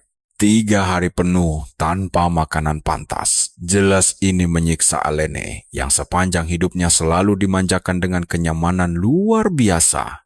Aaron menyalahkan dirinya sendiri karena tidak becus menjaganya. Tapi coba lihat, Alene justru dengan lembut menenangkan pria tua itu. Alene bilang dia baik-baik saja. Dia meminta maaf karena membuat cemas, lalu menanyakan kesehatan Aaron yang tampak sangat kelelahan. Demi keselamatan Alene, Aaron rela begadang semalaman untuk menjaga camp mereka. Dia bersikeras bahwa dirinya masih sangat kuat. Dia bergurau bahwa orang tua sepertinya memang tidak butuh banyak tidur. Tersentuh oleh ketulusannya, Alene mengucapkan terima kasih. Tak lama kemudian, dia pun tertidur pulas. Aaron menatapnya penuh rasa iba, lalu bersumpah akan melindunginya sekuat tenaga. Bahkan jika harus mengorbankan nyawanya sendiri, keesokan harinya, Catal dengan santai memanggang steak dan ikan segar beraroma harum. Aaron dan Alene hanya bisa meneteskan air liur sambil memandangi makanan itu, sembari tetap mengunyah dendeng keras mereka. Setelah terdiam cukup lama, Alene tiba-tiba berdiri dan mengejutkan Aaron. Wajahnya cemberut saat dia pamit pergi sebentar. Catal bertanya apakah dia ingin ke toilet, tapi Alene malah membentaknya dan menyebutnya tidak sopan. Aaron pun ikut terkejut. Catal langsung meminta maaf karena sudah bersikap lancang. Alene sendiri heran bagaimana bisa seorang barbar tahu cara meminta maaf. Dia langsung melangkah pergi ke balik semak-semak, meninggalkan Aaron dan Catal yang kebingungan melihat tingkah lakunya. Begitu dia pergi, Catal mencoba berbicara serius dengan Aaron. Dia meminta sang satria tua untuk mulai mempercayainya sedikit saja. Lagi pula, dia adalah pengawal mereka. Catal juga mengingatkan bahwa dia punya perasaan yang bisa terluka akibat sikap dingin mereka. Aaron seketika merasa bersalah dan malu setelah menyadari betapa buruknya mereka memperlakukan Catal selama perjalanan ini. Melihat taktiknya berhasil, Catal menawarkan sepotong daging rusa panggang yang sangat menggoda. Aaron sempat ragu untuk menerimanya. Dia menatap piring itu dengan bimbang. Sementara di tempat lain, Alene sedang menangis terseduh-seduh di tepi sungai. Sambil mengunyah dendeng kerasnya yang hambar, dia meratapi rasa lapar yang menyiksa serta rasa sakit di kakinya yang cedera. Tangisannya pun pecah lagi. Meski begitu, Alene tetap keras kepala dan menolak untuk menyerah pada masakan si barbar. Dia memaksa dirinya bertahan karena yakin penderitaan Aaron jauh lebih berat. Tapi saat dia kembali ke area perkemahan, oh ampun, lihatlah. Aaron yang justru sedang melahap daging panggang itu dengan sangat rakus seperti serigala kelaparan. Dia bahkan duduk manis di sebelah Catal seolah mereka adalah sahabat lama. Tiba-tiba, Aaron menyadari kedatangan Alene. Saat Alene memanggil namanya, Aaron langsung menjatuhkan daging itu karena terkejut setengah mati. Dia dengan gugup mencoba mencari alasan. Di sisi lain, Catal sangat terkejut saat mendengar Aaron memanggil gadis itu dengan sebutan Tuan Putri. Dia terus memandangi Alene sambil mulai menyusun kepingan teka-teki mengenai identitas asli kedua orang misterius ini. Sementara itu, Alene merasa sangat dikhianati dan muak mendengar penjelasan konyol Aaron setelah tertangkap basah makan daging. Dia semakin kesal karena Aaron sendiri yang awalnya memperingatkan agar selalu waspada terhadap Catal yang seorang barbar. Aaron juga berjanji untuk selalu saling melindungi. Tapi sekarang dia malah melanggar sumpah setianya begitu saja. Aaron panik dan membela diri bahwa dia tidak bermaksud ingkar janji, seraya meyakinkan bahwa Catal sebenarnya baik. Pria itu tidak seberbahaya dugaan mereka. Sayangnya, Alene sudah terlanjur emosi dan enggan mendengarkan segala pembelaannya. Karena lelah mendengar perdebatan mereka yang bising, Catal tiba-tiba menyela pembicaraan dan menyuruh Alene untuk tenang. Intonasi suaranya yang berat seketika membuat Alene merinding ketakutan. Catal kemudian menegaskan bahwa kini dia paham semuanya. Alasan Alene menolak makanannya dan memaksa ikut giliran jaga malam hanyalah karena rasa tidak percaya padanya. Dia juga mengakui bahwa dirinya telah berbuat salah sejak awal. Alene mencoba mengelak tetapi Catal tidak peduli lagi. Mencari cara untuk menyelesaikan masalah di antara mereka. Tapi dia bahkan tidak tahu bagaimana memulainya, terutama karena dunia fantasi ini sudah punya prasangka buruk yang cukup mendalam terhadap kaum barbar. Catal sendiri pun bingung kenapa, sebab dia sudah terkurung di padang salju putih yang sangat luas untuk waktu lama. Dia menduga orang barbar di luar sana pasti sudah melakukan banyak hal mengerikan sampai dibenci semua orang. Catal sempat terpikir untuk berbohong dan mengaku bukan orang barbar. Tapi dengan fisiknya, jelas tidak akan ada yang percaya. Dia menyeringai lebar. Tiba-tiba mendapat ide brilian untuk membuat mereka percaya. Catal lalu memberitahu Ellen bahwa gadis itu sudah salah paham. Setelah keheningan menegangkan, dia menyatakan dengan penuh percaya diri bahwa dia bukanlah seorang barbar. Aaron dan Ellen langsung kebingungan mendengar hal ini sambil berusaha mencerna pengakuan yang terdengar sangat tidak masuk akal. Catal menjelaskan bahwa dia memang lahir sebagai orang barbar tapi tidak dibesarkan seperti mereka. Meski begitu, Aaron dan Ellen tetap sangat bingung karena semua ini terdengar super rumit bagi mereka. Nah, perhatikan baik-baik bagaimana Catal mulai menyusun kebohongan indahnya bahwa sukunya musnah seminggu setelah dia lahir. Menurut ceritanya, dia adalah anak telantar yang dipungut dan dibesarkan oleh seorang petualang. Aaron dan Ellen mulai termakan dongeng panjang itu, padahal hanya Catal yang tahu kalau dia baru saja mengarangnya secara spontan. Tapi dia tidak peduli, karena terkadang kebohongan demi kebaikan adalah hal yang dibutuhkan agar dunia menjadi tempat yang lebih indah. Dia lalu lanjut mencuci otak mereka, mengatakan bahwa meski lahir sebagai barbar, dia tumbuh besar sebagai orang yang beradab. Dan hebatnya, meskipun ceritanya sulit dipercaya, Aaron dan Ellen benar-benar menelannya mentah-mentah. Sementara Catal berhasil mempermainkan hati nurani mereka dengan sangat lihai. Dia meminta mereka memahami bahwa dirinya tidak berbeda dari orang biasa, meskipun itu jelas-jelas merupakan sebuah kebohongan besar yang luar dari mulut monster setinggi 6 kaki lebih yang menyukai kekacauan. Dari raut wajah Aaron dan Ellen, tampaknya Catal tahu mereka mempercayai ceritanya dan bahkan merasa kasihan. Ellen terutama merasa sangat bersalah atas sikap buruknya selama ini. Hanya karena kata barbar, dia memperlakukannya seperti sampah dan menolak kebaikan serta makanannya. Namun di balik semua perlakuan itu, Catal tetap menghargai pilihannya dan bersikap sangat pengertian. Ellen berpikir bahwa Catal pasti sudah menjalani hidupnya dengan penuh kesabaran menghadapi cemoohan serta diskriminasi karena dicap barbar kasar. Dia sangat menyesal. Ellen pun langsung meminta maaf kepada Catal karena selama ini tidak mempercayainya. Tapi Catal menyuruhnya santai saja dan tidak perlu khawatir. Ellen terpukau dengan kebaikan hatinya, sementara diam-diam Catal tertawa puas karena berhasil menipu cerita karangan yang luar biasa dramatis ini. Di sisi lain, Ellen masih terus merasa bersalah dan malu karena sudah meragukan orang sebaik itu. Untuk menghiburnya, Catal mengulurkan kedua tangannya mengajak mereka memulai hubungan baru dari awal lagi. Ellen terkejut dan sempat ragu, tetapi senyuman hangat di wajah Katal seketika menghapus semua keraguan yang ada di dalam hatinya. Dia balas tersenyum bahagia dan setuju untuk berteman. Saat mereka bersalaman, Lik Magus Agung dari Menara Sihir yang menyamar sebagai petualang, diam-diam mengawasi mereka dari kejauhan. Dia merasa sangat heran melihat mereka tiba-tiba menjadi sangat akrab, lalu memantau mereka menggunakan mata kontemplasi. Sayangnya, kemampuan sihir pemantau ini sama sekali tidak memiliki fitur perekam suara, sehingga Magus Agung tidak bisa mendengar apa yang sedang mereka bicarakan sekarang. Setelah mengamati dengan seksama, Magus yakin bahwa Katal memang seunik yang diceritakan oleh master pedang tua bernama Kain. Keunikan Katal membuat Magus penasaran bagaimana bisa ada orang barbar seperti dirinya di padang salju putih. Sekali lagi, dia menggunakan mata kontemplasi untuk mengintai, heran melihat Katal yang tampak jauh lebih beradab dibanding kaum barbar biasa di luar sana. Sang Magus berniat mendekat agar bisa mengintai dengan lebih jelas, namun tiba-tiba pandangan Katal langsung tertuju ke arahnya. Hal ini membuat Magus terkejut setengah mati, tidak menyangka mata mereka akan saling bertatapan.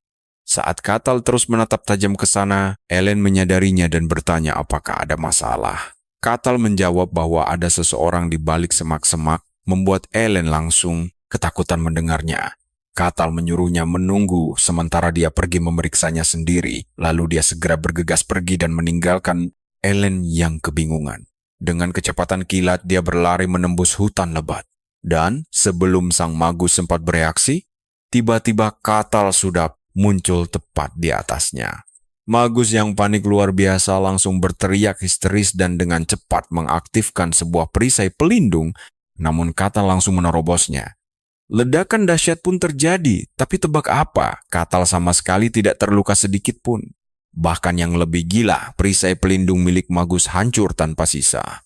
Saat tangan kokoh Katal mencengkeram lehernya, sang Magus panik mencoba mencari tahu apa yang sebenarnya terjadi pada pelindung legendarisnya. Padahal perisai ini diklaim mampu menahan dampak dari ledakan bencana nuklir sekalipun. Tapi monster berwujud manusia bernama Katal ini berhasil menghancurkannya dengan sangat mudah. Sang Magus seolah langsung pasrah pada takdir setelah melihat pertahanannya tidak berguna di hadapan Katal. Beberapa menit setelah menghempaskan wajah Magus ke tanah, Katal mencengkeram erat lehernya sambil memperingatkan agar tidak macam-macam. Dia mengancam akan langsung mematahkan leher pria itu jika berani melakukan hal mencurigakan sedikit pun. Kehabisan pilihan, sang Magus akhirnya memutuskan untuk menggunakan kartu as terakhirnya. Saat dia berbohong setengah mati kalau Katal adalah idolanya.